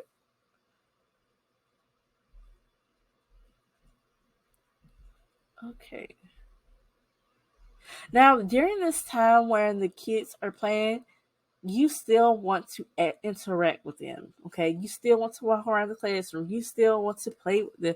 What book are you reading? What are you drawing? What are you making? What are you guys are building? Oh, a hotel. Okay, things like that. You want to have discussions with them, ask them questions, play with them. All right, so let's go ahead and discuss the formula of creating a amazing lesson plan. So, one, identify the age groups slash classrooms. So, like I said, if you're working with preschool, you'll go ahead and write preschool 3 to 5. Okay. So, the next one, know your class development level to create activities. So, what I mean about that is you know your students, and if you don't, well, if you're trying to get your CDA, you should have at least 480 hours in that group that you're trying to get your credential. So hopefully you got a glimpse of what your students like, what type of activities they like, and what are their interests. For example, I am a pre-K teacher and my students love technology. So anything that involves a TV, an iPad, or a tablet, they're hooked. And if there's something that is interactive or hands on, they love stuff that they can touch and play with. So I have to keep that in mind when I am searching for activities or when I am making my own lessons. So when I'm creating my lesson plans, I'm keeping that in mind when I am planning for the lessons for the week or for that time class block. Okay. So you want to keep that in mind, and you also want to keep in mind what they can and cannot do. Okay. For example, and I'm not trying to be mean, some students aren't as they're not as quick with it, okay? They're not as fast learners compared to a class that you may have had last year. So you have to keep that in mind. So you don't want to give them an assignment or something that is a little bit too complex for them. So you want to slow your roll a little bit. Now, I'm not saying do not challenge them. That's not what I'm saying. But you don't want to do anything that has too much steps. Okay, so you want to know their weakness and their strengths. Of course, you want to build up on their weakness, not build on it, but you want to turn that weakness to a strength. But you don't want to do something that's jumping the gun. Okay, so you want to slowly dive into it. Okay, so that's what I meant. Now, next, I want you to put down the week of slash date. So you want to put the date. You want to make sure you're organized. You don't want to use a lesson plan that was meant for last week, and you're like, oh gosh, I got the wrong lesson plans. But if you would have had your dates on there, you would have known. Okay, so the dates. Also, you want to put your teacher names. So whoever is providing the instruction, you want to put their names on there. So if your name, go ahead and put your name. You also want to list out your weekly slash monthly focus, or plans or whatever. So what I mean about that is your objectives of what are you guys are trying to learn. What is your theme? So things like that involves of your weekly slash monthly focus. I know some centers they'll have a weekly theme. For example, you guys are talking about ocean for the first week, and the next week you're talking about the jungle.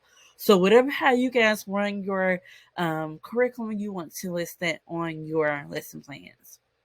Also, class discussions slash theme discussions. So class blocks, for example, circle time. So you'll have a block for circle time. Another block, writing, math, art, STEM, outdoor, indoor play. So you guys want to have different blocks depending on your class schedule. So you want to have little blocks that indicate what you guys will be doing inside of your class. All right. And special accommodation. You can always put that in there and keep that in mind. For example, I have a pre-K student. She has CP. So I have to keep in mind that she's not able to hold the normal scissors that we use, in general. So she has to use loop scissors. So they're specialized scissors that she can squeeze because she can squeeze, but she cannot put them in the holes and cut. But with the loop scissors, she can still cut, but she has to squeeze it. So if you guys look that up on Amazon, you'll see what I am. Okay, so here is a sample of my pre-K weekly lesson plans. I do have this template available on my website at princesseducator.com. So if you want this one, I have that one. I also have a dedicated one on my website in a general. So this right here is just my pre-K weekly lesson plan. So right here, I have my week dates. I have my theme, which includes the theme topic and also includes the character and other little topics that we'll be talking about in math. So money. So this is for March. So I have the time. So I have Monday, Tuesday, Wednesday, all of that, and I also have the dates preceding underneath them. So this helps me to know what day and what we're doing on that day. So whoever is coming inside my classroom, they can look up under there and say, well, on March the 2nd, we'll be going over these centers. That's the centers that we'll be playing in. What we'll be talking about during circle time, our crafts. So for that day, we're going to be doing a rhombus tracing slash cutting worksheet. So they will be cutting. Okay, so we'll also be going over the letter G and how to write the letter G and what words that starts with the letter G. We also will be doing a money lesson worksheet. Okay, so it's pretty much the worksheet. I need to change that. And we'll be talking about women's history, and we will also be talking about fitness and health. So I create videos they're like lecture videos, so they're not me talking like I'm doing right here, but I'm talking. It's kind of like a PowerPoint, but I create it as a video format for my class, like I said, because they love things that is electronic. They love electronic stuff. So that's how I'm able to capture their attention. So all of that is listed inside of the lesson plans. Now, my lesson plans are a little bit different, a different format. Now, if you're working with infant toddlers, of course, it won't look like this. It'll be more, it'll say circle time and all that, and art, small group, things like that. But it all depends on your age group. So if you want a specific template, lesson plan template, I do have that available on my website. So go ahead and check it out. But if you want to use a general one that I have already inside your template, you can use that. Alright, you guys, so I'm going to show you guys how you can find activities for your classroom on Pinterest. So this is one of the resources that I like to use and that I recommend, and it's also free to look up. So we're going to go ahead and find the app Pinterest, and it is this one that I am holding on. I don't know if you guys can see me hovering it, and we're going to go ahead and click on that. So right now, this is the app Pinterest. It looks like this. It has different types of posts, different activity, different, ideas that you can get for anything like home, school, hair, anything you want to look up and get inspiration from, you need to go on Pinterest. So I'm gonna go ahead and go to the search bar, which is on the bottom, and I am going to type in, as you can see, I already typed in a few of ideas that I wanted to get. So let's type in science. So I'm going to type in science. So science activities.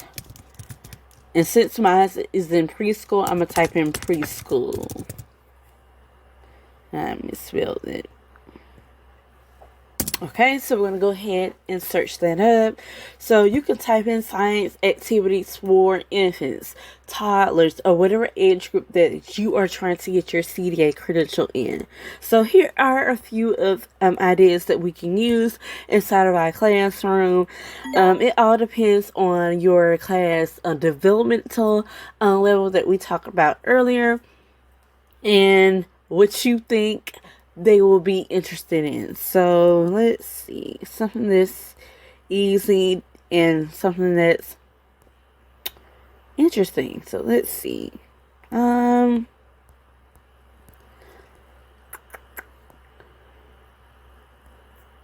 I like that idea. I used it before.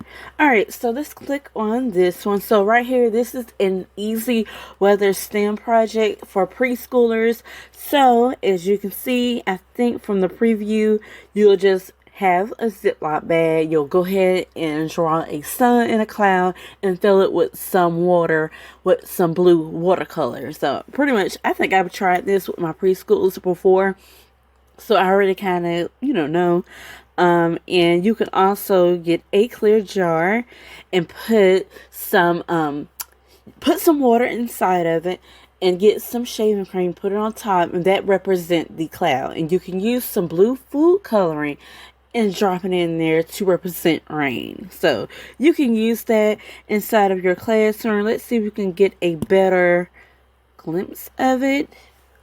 So you just click on it and let's scroll down.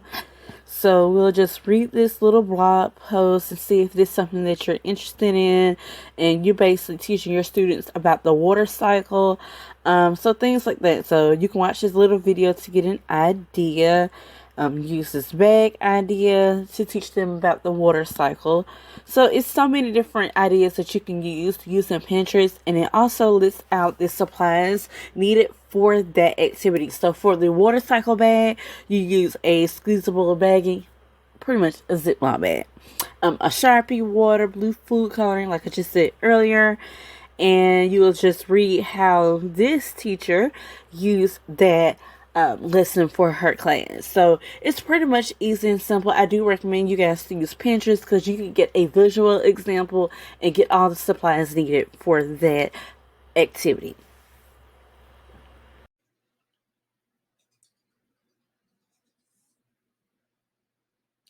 All right, so let's go over music and movement. Music and movement in early education inspire children creative self-expression, either by making a music with the instrument, singing along, or making up their own songs and dancing. So I have 3 activities that you can use. Pretty much I already told you guys this, but music and movement time, you can play upbeat music from kids pop or preschool dance songs. You can search that on YouTube. Play with musical instruments, play with a rattle, make a song, come up with a song, say the ABC song. Dance games, just dance to the music. The freeze dance, musical chairs, they're 4-year-olds and up. A lot of people don't recommend that, but for my they like it. I mean, move and freeze game. That's so. I pretty much explained this to you guys, so you'll play the music, but explain to the kids when the music stops, you freeze. Okay, and you can give them certain music that they can do. For example, tiptoe, crawl like a crab, crawl like a bug, things like that. Okay, hold on. All right, so let's go over fine motor skills. So fine motor skills are the small muscles that's inside of the hands, the fingers, and the wrists, and also includes the eyes. Okay, so in the next few slides, I'll be giving you guys a few fine motor skills activities per age group from infants, toddlers, and preschool. So for right here, for ages 0 to 6 months, you'll work on the reflective grasp. So the objects are placed in hand and they'll hold it. Also reaching and grasping for objects, holding objects in the palm of hands, reaching the objects in reach. From 6 to 12 months, you guys will work on reaching for objects and placing them. Then they will place those objects inside their mouths. Grabbing objects and releasing them, grabbing small objects using their thumbs and fingers, banging objects together on the table. Now, for toddlers, you're going to work on their skills that they need to succeed, such as turning the pages of a book, turning on the faucet, doorknobs, drawing strokes on a piece of paper, building a tower that contains at least 3 to 5 blocks. Play-Doh, you also want to provide supervision because they like to put that in their mouths. Tearing paper, self-feeding with a spoon, holding and picking up a cup, solving a 4 to 8 piece puzzles, and clapping and opening up their hands. So you could do the open and shut them, that song with them. For preschoolers, you could do string on with using large beans on a string, sorting objects by colors, building a large tower, tracing letters, shapes, names, scissor cuttings, imitating shapes, completing a puzzle, tying shoes, putting on their personal belongings like their jackets, coats, cutting out and pasting objects, and cutting around shapes. And here are a few energetic activities for infants. You can do tummy time. Now, tummy time is important for the infants to learn how to use their important muscles like their neck, arms, legs, and shoulders. And you want to be cautious when they're doing some tummy time. You want to be supervised. You want to be in arm's reach. If you are not in arm's reach and they cannot move, this can lead to death, such as SIDS. And I'll say let them do this for 3 to 5 minutes, 4 times a day, each child. Also, foreplay, again, it's kind of like their free play. So you want to have them on a soft cushion to prevent head injuries. You can play nursery rhymes that they can dance and sing to. Yes, infants like to dance. They love music. So go ahead and play that for them. All right, so let's go ahead with the toddler energetic activities. This also consists of the preschoolers as well. Free play. Yes, they love free play. So let them have choices where they want to play. Freeze game. You can play kids appropriate music such as Kids Bop, You can play that on a speaker or an Alexa. Just say, Alexa, play Kids Bop, and it will play it. Explain how the game goes. So when the music stops, they need to freeze. When the music is on, they can do whatever movement that you're instructing them to do. Dance, crawl like a crab. 3, bubble party. And toddlers, they love this game. So you'll get a bubble machine, or you can hand blow them like the normal way, and they will pop them. Alright, so let's go over diapering and restroom procedures. In childcare, we change diapers and assist in toileting needs for our young students under 5, with the exception of special needs students. So students that are older than 5, will probably need to help them with the diapering changes and things like that. Alright, so let's go over diapering procedures. Number 1, prepare. Collect the child's diapers, wipes, clean clothes just in case, diapering cream from the child's cubby. Do not forget a clean pair of gloves. So after you have gathered those supplies, you're going to go ahead and put on your gloves and grab the child that you're about to change. Number 2, clean up. So you're going to place the child on the diapering surface gently. Head first, you're going to put your head on their, put your hand on the back of their head to lay them down. You'll remove the clothing away from the child, so you'll pull the pants down. You'll pull the shirt up so anything will not get on them. Unfasten the diaper. Wipe the child from front to back. Okay, so we know the front we're talking about, and you're going to go down. So you're going to do it in a downwards motion.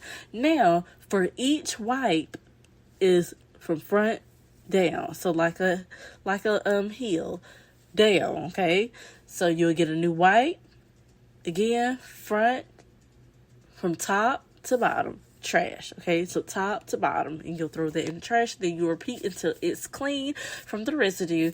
Place the dirty diapers in a trash can or in a bag.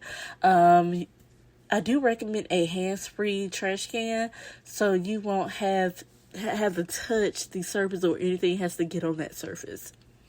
Apply diapering cream or apply new clothing if needed. So inspect if the child has any, I can't think of the word, feces or anything on their clothing. You need to check inside the clothes. If it is, you'll need to add those new clothing on there. If you need to apply diapering cream, you need to make sure their name is labeled on there, and you can use your glove with a glove if it's clean, or a Q-tip. I recommend a Q-tip. So do not use another child's diapers and wipes. If they're out or they're low, I say if they're low, you need to let the parents know. So if they have less than 5 or 10 diapers, you need to let the parent know. You can let them know in person or on the parent communication app that your center is using. Alright, 3, so you're going to proceed with the hand washing procedure. So you're going to, with the hands, apply a pump of soap, place hand underneath the water and scrub from front to back and between the hands for about 20 to 30 seconds. During this time, you can count out loud, say 1, 2, 3, all the way up to 20. This is very great practice for the child to learn how to count. Then you'll turn off the faucet using your elbow or a clean paper towel, and you'll dry the hands with the paper towel. I put that on there too. Now, when I am doing this, I wash my hands at the same time as well. It's just a clean thing with me. That's what I do. So that's one of my tricks that I do. But I also wash my hands after I'm done cleaning, which we're about to touch on that now.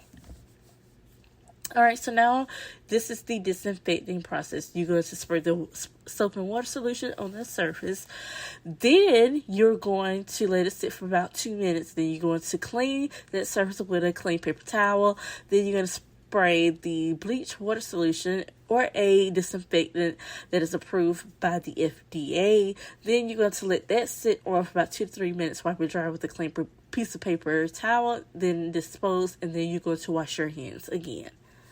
Alright, so let's go over the diapering log. After you have changed the child, you're going to fill out the diapering log. The diaper log is a form of documentation. So you're going to fill that out. You're going to, I have an example right here that you can take a screenshot, and it explains it. BM stands for bowel movement, which is poop. W, wet, they just peed or whatever. And D, they're dry. So you'll write all the students that you're in care for. The times are on there. So those are the times that you need to be changing them. And yeah, so that's one of the examples how you fill out that form. Alright, so let's go over allergies, okay? As an educator, you should be aware that 25 of our children have serious allergy reactions more than before.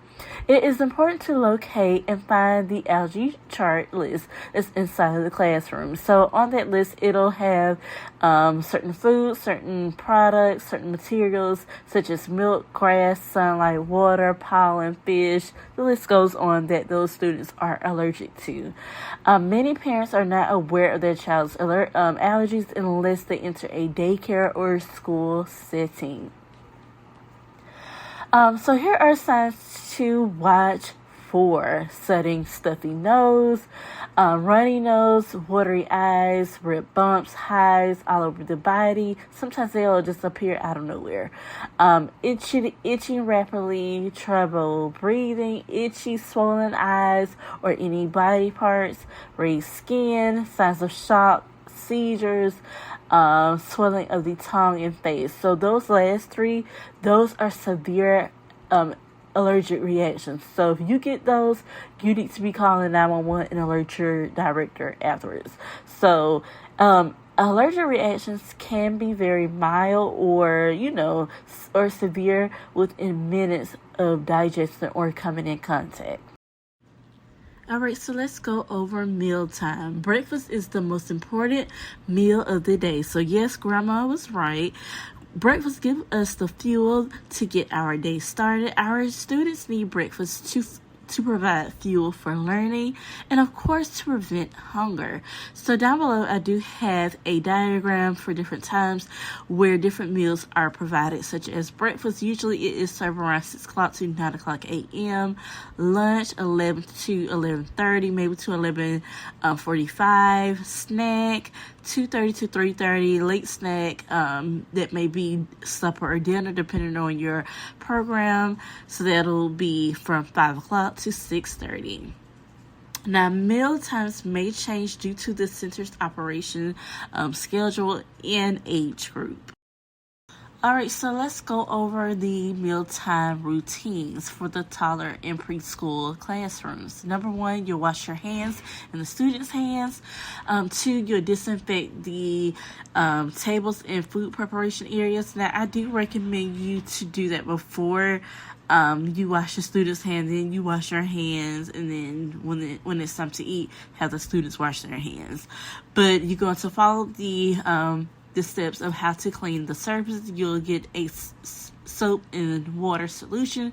You're going to spray that on the surface, follow that procedure, leave it on there for 2 minutes, wipe it with a clean paper towel, then proceed with the bleach water solution. Do the same thing over. Number 3, you're going to wash your hands to prevent chemical cross-contamination, and you're going to go ahead and prepare the meals. So if the meals are already pre-plated, you'll go ahead and take the cups out and pour in the milk inside the cups. If you are inside the taller classrooms that's under the taller ones, you'll serve them whole milk and 1% milk for the toddlers 2 and above. This may change depending on your state or your food program. 5 place the students at the tables. Pay attention to the allergy chart to make sure you know who's allergic to whom, but when you're passing out the meals. Supervise the children while they are eating at all times. Many times when kids are eating, they like to overstuff their mouths, and this may cause choking. 7, proceed with the table cleaning procedures such as sweeping and mopping and all of that. Alright, nap time. Children are very hyperactive human beings, so they need to follow a strict schedule for nap time. Their little bodies are growing and their brains are developing at amazing speeds. They need downtime to rest and recover. It is important to assign a student to an assigned cot/mat for individual use.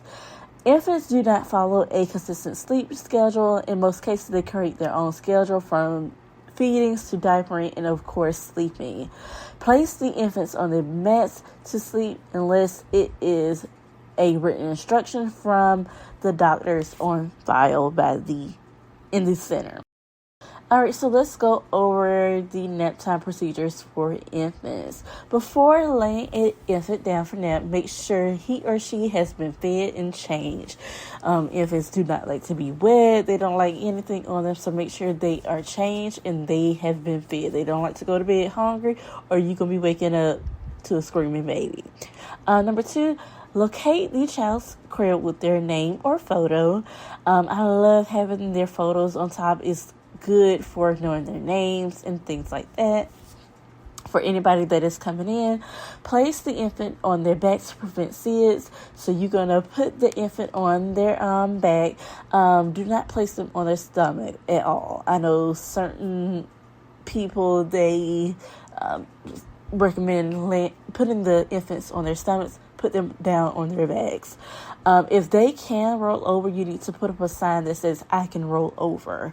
Note, if an infant has not mastered rolling on their own, like you'll place them on their backs and let's just say they'll roll over, but they cannot roll over on their own, back on their backs. You need to go over there and flip them back over on their backs. Do not place any objects inside of the crib. Objects can cause airway blockages, so anything like blankets, soft toys period, bibs, bottles, pacifiers, you need to remove that off of the child.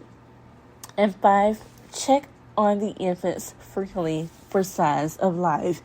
During this time period, it is very scary how anything can happen and they won't wake up. So make sure that you are checking up on them. All right, nap time for toddlers and preschoolers. All right, so you can use these steps that I'm about to talk about right here for a guideline to help you during nap time. Number 1, locate the cot chart around the classroom. If there is no cot chart, make sure you ask your trainer, the lead teacher, to guide you during the process. Usually, we will lay the kids down according to personality. If they are friends, if they're best friends, most of the time they're not going to go to sleep, so we will separate them. Or if somebody is easily awakened, so you'll kind of put them near someone who's a little loud, but they won't get easily triggered by them being noisy. So all that matters when you are creating a assigned cot chart or assigned seat chart period. Again, do not place the cots down while the kids are eating. So you want to make sure you are paying attention to them because anything can happen. 3, play soothing nap time music. You can search on YouTube, Amazon. You can use a CD. So you can type in nap time music on YouTube, or I love to use Alexa. Say, Alexa, play Disney Sleep. That's my favorite thing. As you can see, my name is Princess Educator, and I love Disney. I love Princess, so that's what I like to use. 4, you want to assist the kids to their assigned seat cots and place a blanket over them. Do not place it over their faces to prevent airway blockages. 5, you want to give the students a chance to lay down on their own and fall asleep on their own. So I'll say give them about 10 to 15 minutes. Most of the time they'll fall asleep on their own if they have had a busy day. But those who are struggling, you can assist them by gently rubbing their backs nice and warm with care. I like to do the heartbeat motion, so boom, boom, boom, boom. Boom, boom, boom, boom, like that type of beat. So that's what I do, and usually they'll fall asleep less than 5 minutes of me doing that trick. So I'm giving you guys a little trick. So hopefully you guys carry this inside of your classes. If the child has not fallen asleep within 10 to 15 minutes, go to another child and help that child fall asleep. But usually they'll fall asleep on their own. And if that child does not fall asleep on their own, you can give them quiet activities such as books, a coloring page so they can color, soft puzzles, Play-Doh, reading a book. I don't recommend like wooden toys, hard toys, and puzzles because they will let's just say if it'll hit the ground, then the whole class is up, and guess what? You will have a whole bunch of cranky toddlers and preschoolers. So we want to avoid that at all costs. Number 9. Now, depending on your work schedule of how many hours you are working, if you are working, I probably say like less than 6 hours, you probably will not get a break, but you may assist another classroom to relieve a teacher to get her break. So it all depends. So you'll wait for somebody to relieve you. But you don't want to fall asleep or not pay attention and not do anything. So we will be going over that right now. Girl, I am trying to stay awake. What should I do?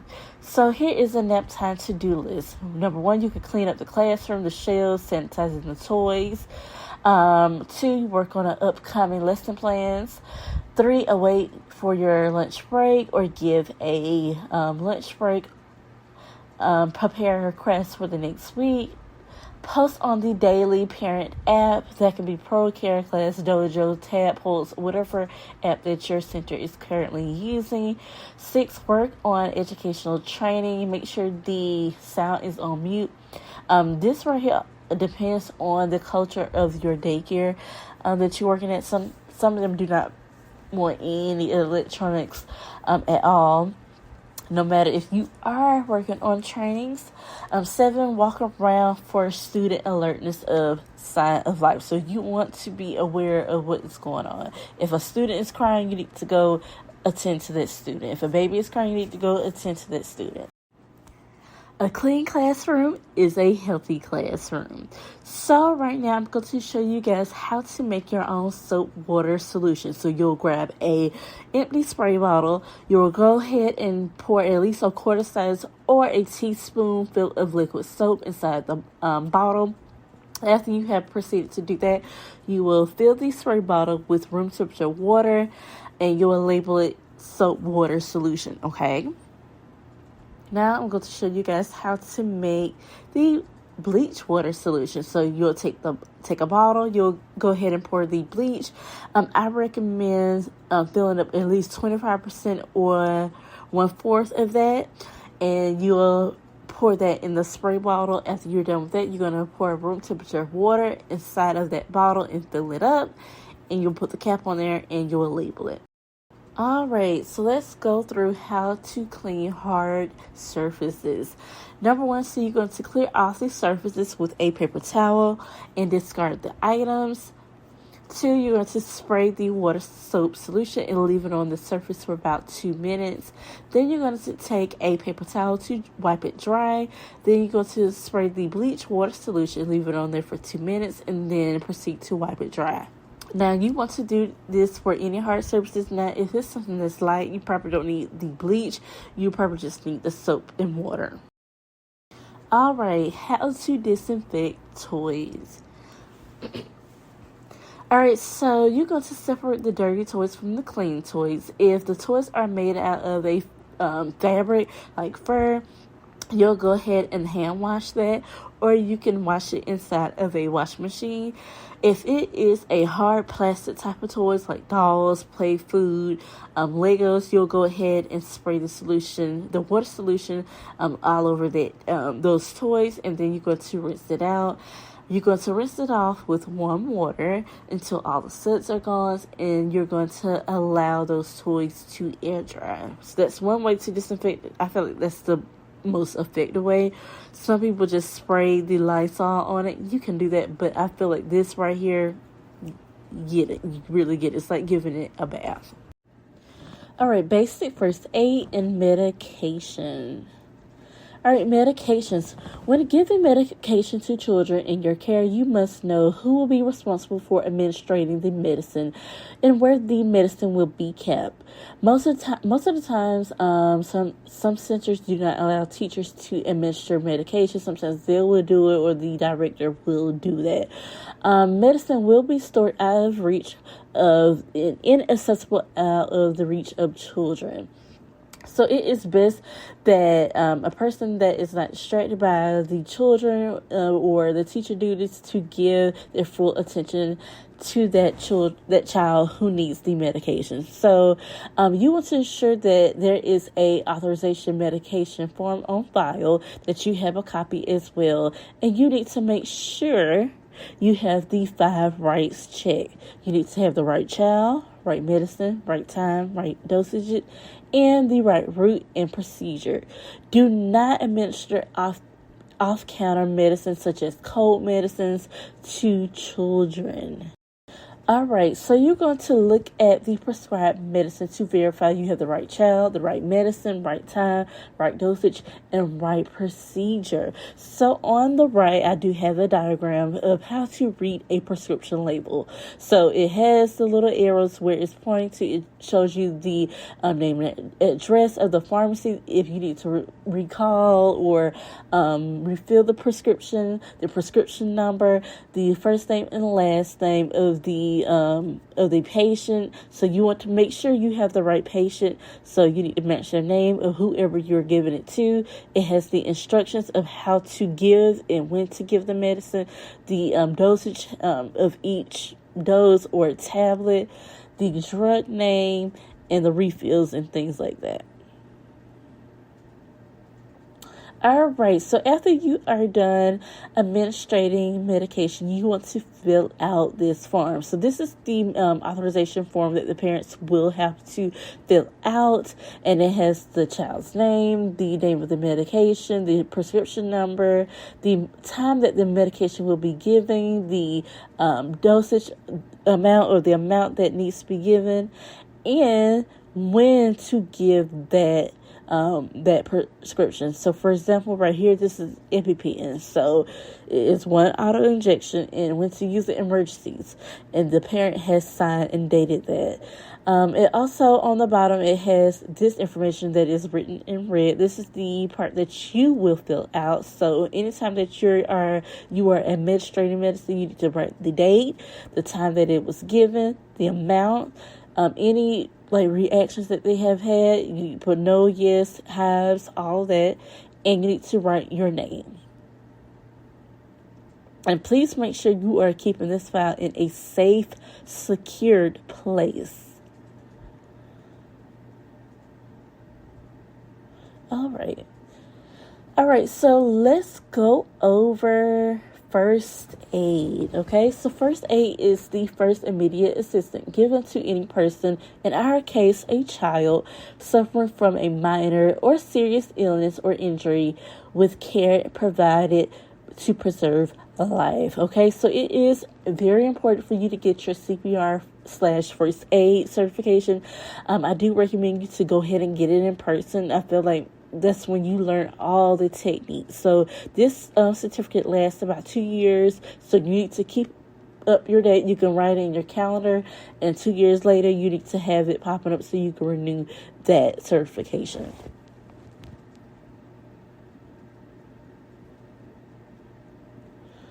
All right, so let's go over common first aid emergencies and how to deal with them. All right, so human bites. When a child has suffered from a bite that resulted in skin tearing, the wound can bleed and it can become infected. So this is how you take care of a bite wound. So you're going to make sure the scene is safe for you and the child. Move the child to a safe area away from the threat. It can be a child that bit them or something else, God forbid. 2, apply sterile gloves and wash the wound with water. After you're done with that, you're going to apply a bag of ice and or water, and you can wrap it in a towel and let it sit on there for about 20 minutes, okay?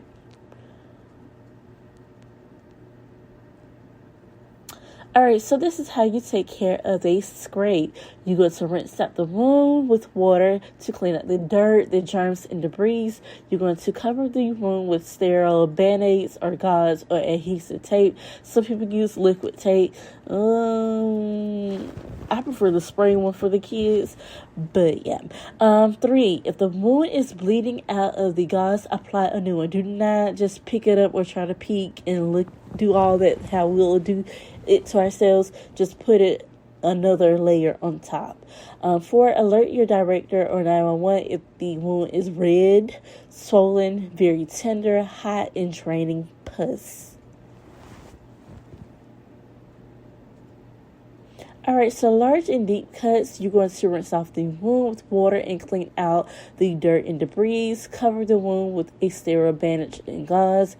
Raise the body part above the child's heart if you're able to. Apply a amount of pressure and hold it on there for about 5 minutes to stop bleeding. Do not stop and check the wound for blood clots or if the wound is and if the wound is bleeding over the gauze, you need to apply another gauze on top of it. You're just adding another layer. Do not remove it. Just add another layer and apply pressure. Alert your director if you cannot stop the bleeding after 10 minutes of pressure or if the wound begins to bleed again. Continue applying pressure until help arrives. If the wound is a burn or electrical injury, a puncture like a nail or cut is more than 1/2 inch long or it is deep, deep or that is you can see nerves or tendon, call 911 immediately, then alert your director. Like I tell you, make sure you get this CPR first aid training. It may go in depth more than I am explaining it to you, and I know it will.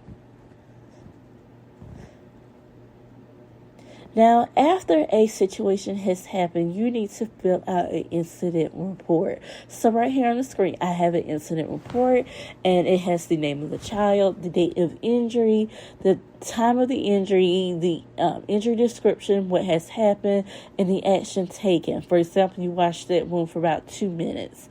Then it have the name of the parent or guardian that has been notified. You'll write their name, and then the person who observed the incident. So you don't need to write your name down. If there's any comments that you need to add, like just say an ambulance came, you need to write that down. If the child had a reaction, you need to write that down under general comments.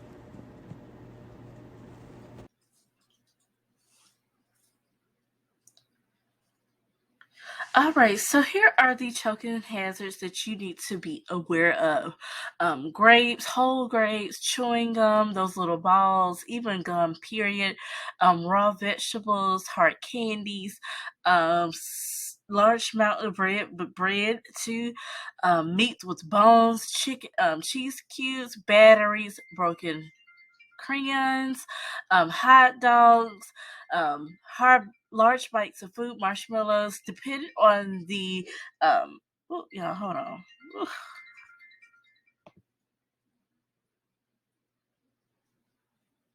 All right, sorry about that.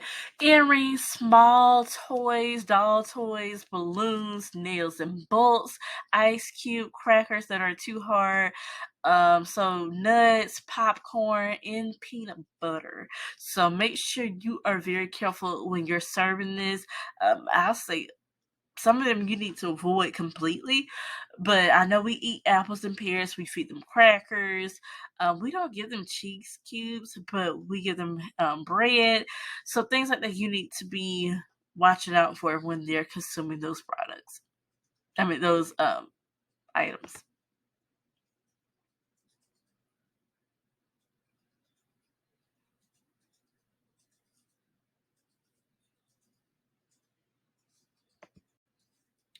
Okay. All right, signs of a choking child. Okay, so if the child begins to cough, gag, or have a high pitched, noisy breathing, a child that's older than 1 may hold their neck with both hands. The child lips or skin may turn blue or pale, wheezing, cross-eyed, gaggling, bucket eyes, widening of eyes, weak coughs, cannot speak normally, and forceful cough. So they're trying to get something out. So I do recommend you guys, like I told you, get the CPR.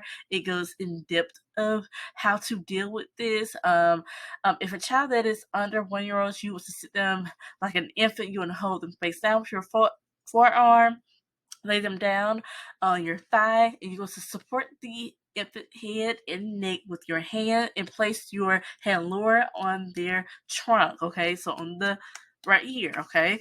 So it explains it more in there if I'm telling it, but I do have the explanation right there. But when you're getting that training, it goes all in deep in that how to do it. So I do recommend you to get that CPR training, okay? The CPR will help you in hand it and it will explain more than I can, okay?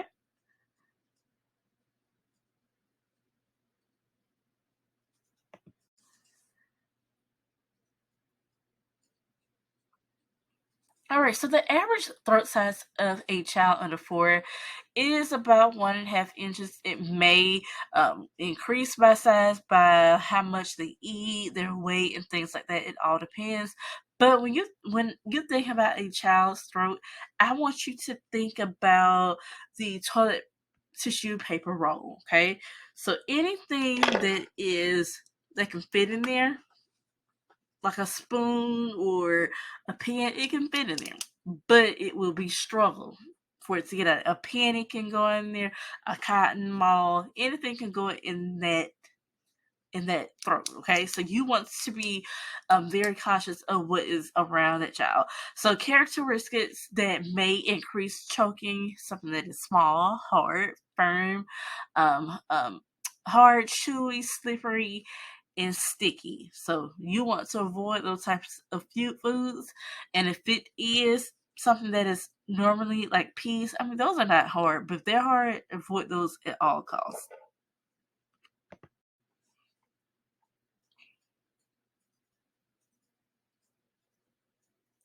All right, so let's go over parent coworker relationships.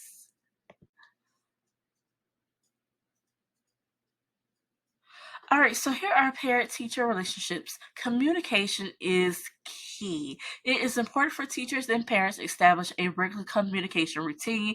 This can be a mixture of in person and on the communication apps like Class Dojo, ProCare, and Hi Mama, or things like that. So communication, you want to maintain eye contact. You want to hear what others are saying and not listen to argue. You want to listen to understand. And you want to watch out for your body tone in your language, okay? And you want to follow up with a clear mutual understanding of what that parent wants, what that coworker wants, and you want to come to a middle ground. Topics that you can cover talking with the parents: developmental stages, reoccurring behavior issues. If Jay keeps biting, if he bites one time, still alert his parents. If a child has been bitten, you need to alert his parents. Now, do not tell the child what child bit him or hit him. Do not disclose that information. We will get into about confidentiality in a little bit. Sudden life changes with a child may have impact, so a parent may tell you that, or if you notice things from a sudden incident, you need to express that to the parent as well. Signs of illness and behavior.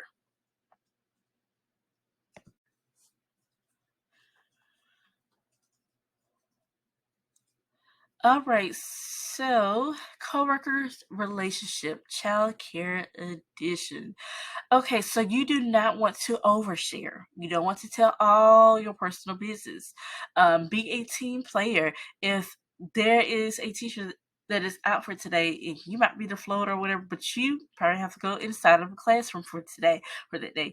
Be a team player. You may have to fill in, okay? It's okay. Communicate, ask questions. Do not gossip, okay? Do not tell people business. Do not talk negative about people. Provide support, offer help, be yourself. You don't want to be anybody else but yourself. And ask for help if you need it. Don't struggle on your own. If you're tired or you don't know how to do this, ask somebody. Ask somebody. You need to find a mentor, somebody who knows what they're doing and who is trustworthy. Even I've been doing this for 6 years. I have a mentor, somebody I look up to. So look up somebody, especially if you've been doing this for a long time or you're going to a new center. You need to ask somebody that you feel confident and trust to help you.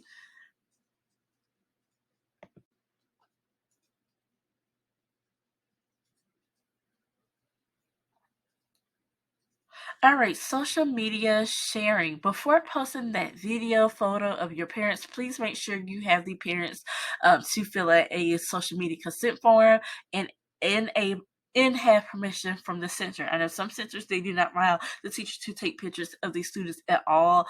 Do not post these pictures, these images on your personal social media pages by taking a photo, picture. Make sure before taking a photo or an image of the students, if you're going to post it on the Class Dojo app or ProCare, make sure their faces are clean. Make sure the classroom background is clean and decent. Make sure that you're not capturing anything that's invasive, like a child cry or saying things or things like that. You want to keep their innocence intact, okay? So, you want to, before you post that photo, you want to inspect that photo, make sure everything is okay, everybody looking right, the classroom looking right. Ask a coworker for that input. You think I should post this? Let them see it and then post.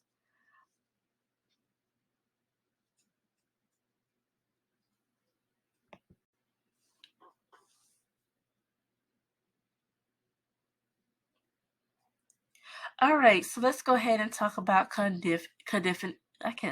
cannot talk condition allergy. You know what I'm saying, okay?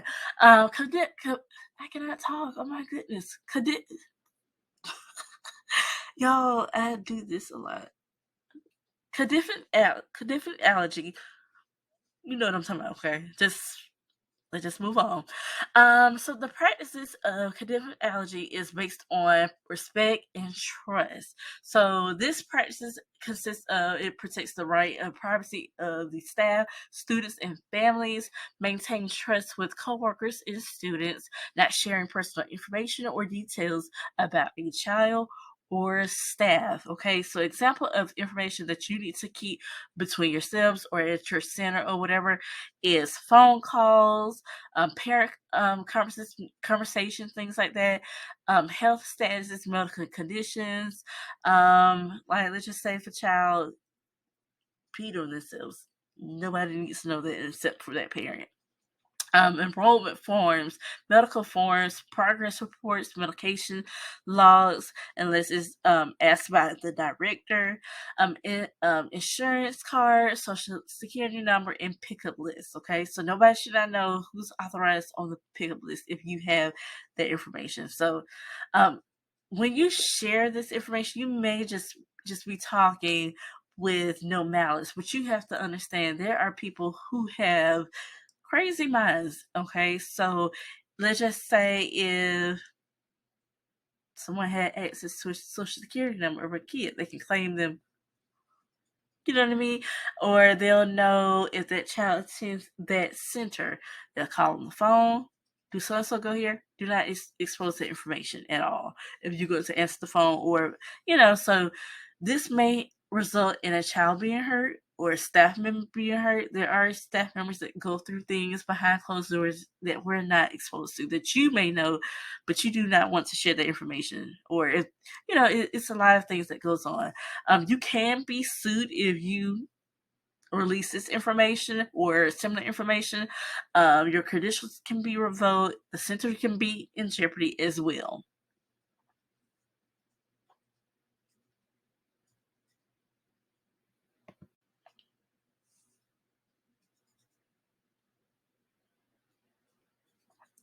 All right, so let's go over the dismissal tips.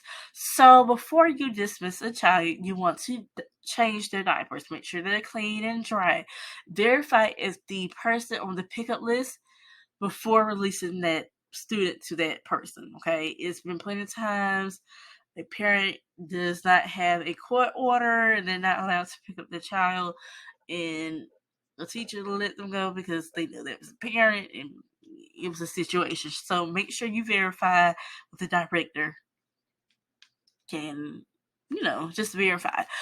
Make sure you clean the students' faces before they leave. Make sure their shoes are tied and on correctly. Make sure they're looking decent. You could clean their faces with a wet paper towel. Just wet it and just wipe their faces. I know some students are allergic to the wipes. You can use that as well. You can use their wipes, okay? Reduce classroom center chaos. So I recommend like table tours. You can do music and movement. Have them in that area or have 1 to 2 centers open, so something that is quiet, that's not too much chaos when you're cleaning up at the end of the day. You don't want all of that drama at the end of the day. Also, start cleaning up the classroom. Okay, so let's just say if you leave at 5 o'clock, you want to start cleaning your classroom at 4 o'clock. Okay, so you want to when all pretty much half the students are leaving or the classroom is about to shut down or you're about to leave, you want to go ahead and cut down on the classroom chaos, okay? You don't want the kids to be in all of the centers because guess what? You're going to have to go back and make sure that those centers are clean, the toilets are put up correctly. We don't want to do that, okay? So reduce classroom clutter. You're going to, when you're cleaning up the classroom, you're going to reorganize toys, the centers. So you're going to make sure everything is in their correct space. Sweep the floors, vacuum the rugs, disinfect toys, the chairs, the restroom and knobs. I recommend the third step to be done where they kind of done. You're gonna spray the Lysol, things like that. Mop the floors after the students have been dismissed for the day and the classroom is empty. 5, take out the trash and place a trash bag liner. I hate when I go inside a classroom. Let's just say the teacher um did not put in a liner in the trash can. They just took out the trash and left. You didn't think putting in a new liner? So that's my biggest pet peeve personally, but I do recommend you to put in a new liner when you are done taking out that trash. So you pull it out, put it in a new one. Okay, so you will not forget, and for the next day, you won't have to be struggling to put that in there just to ease. Also, you want to double check the classroom before you turn off those lights and before you grab your belongings. Walk around each center, make sure there's no kid, in hiding spaces under the table, and anywhere. Check the restrooms, make sure there's nobody in there, and then you will proceed to turn off the lights. If you're going to go outside with your kids, you want to make sure the room is clean as well and turn off those lights. And another thing, you want to make sure that the students' belongings are ready for them to go. So if they have a bottle, like a baby bottle, you want to have that in their diaper bag so you can grab, hand the child off, and go. You want to have their stuff pre-ready.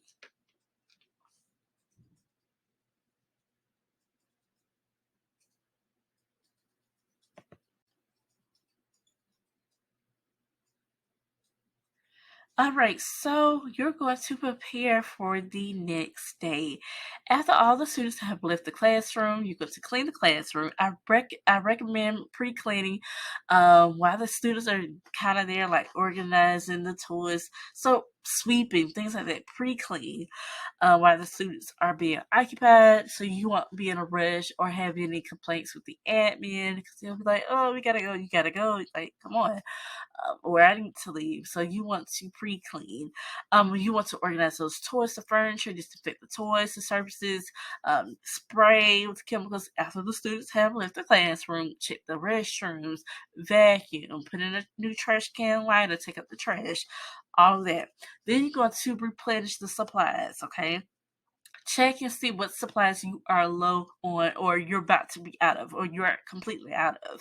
That can be gloves, baby food if you guys provide that, glass cleaners, spray, trash bags, tissue paper, all that. It doesn't matter, okay? So you need to make sure you are replenishing those supplies so in the morning tomorrow you won't be in a rush trying to carry all that when you could go ahead and get that done. So if you need paperwork forms, go ahead and proceed to get those.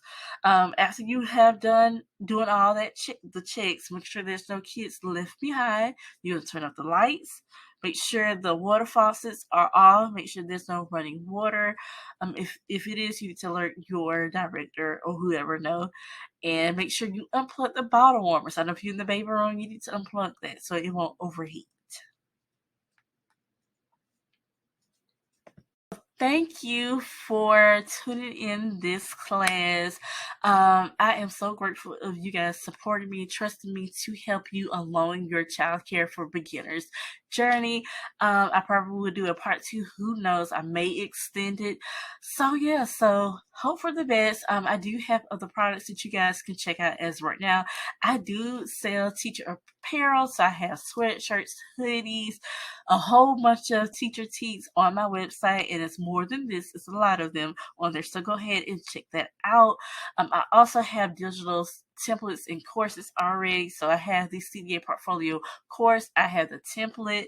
I also have a summer camp curriculum. It goes from all age groups. It's a 10-week curriculum. You'll get a digital file, and you'll buy the supplies or get to your centers to provide those supplies that you guys can use. And I also have the Childcare is My First Love Beginner's Manual. I may include this in with this bundle, who knows? But yeah, y'all, so I have so many different products. It's a lot. So check out my pay teachers. There's a lot on there and on my website. So I hope you guys enjoyed this. Yeah, and I'll see you guys in my next video, next class, or whatever it is. So yeah, make sure you follow me on social media at Princess Educator as well. Bye.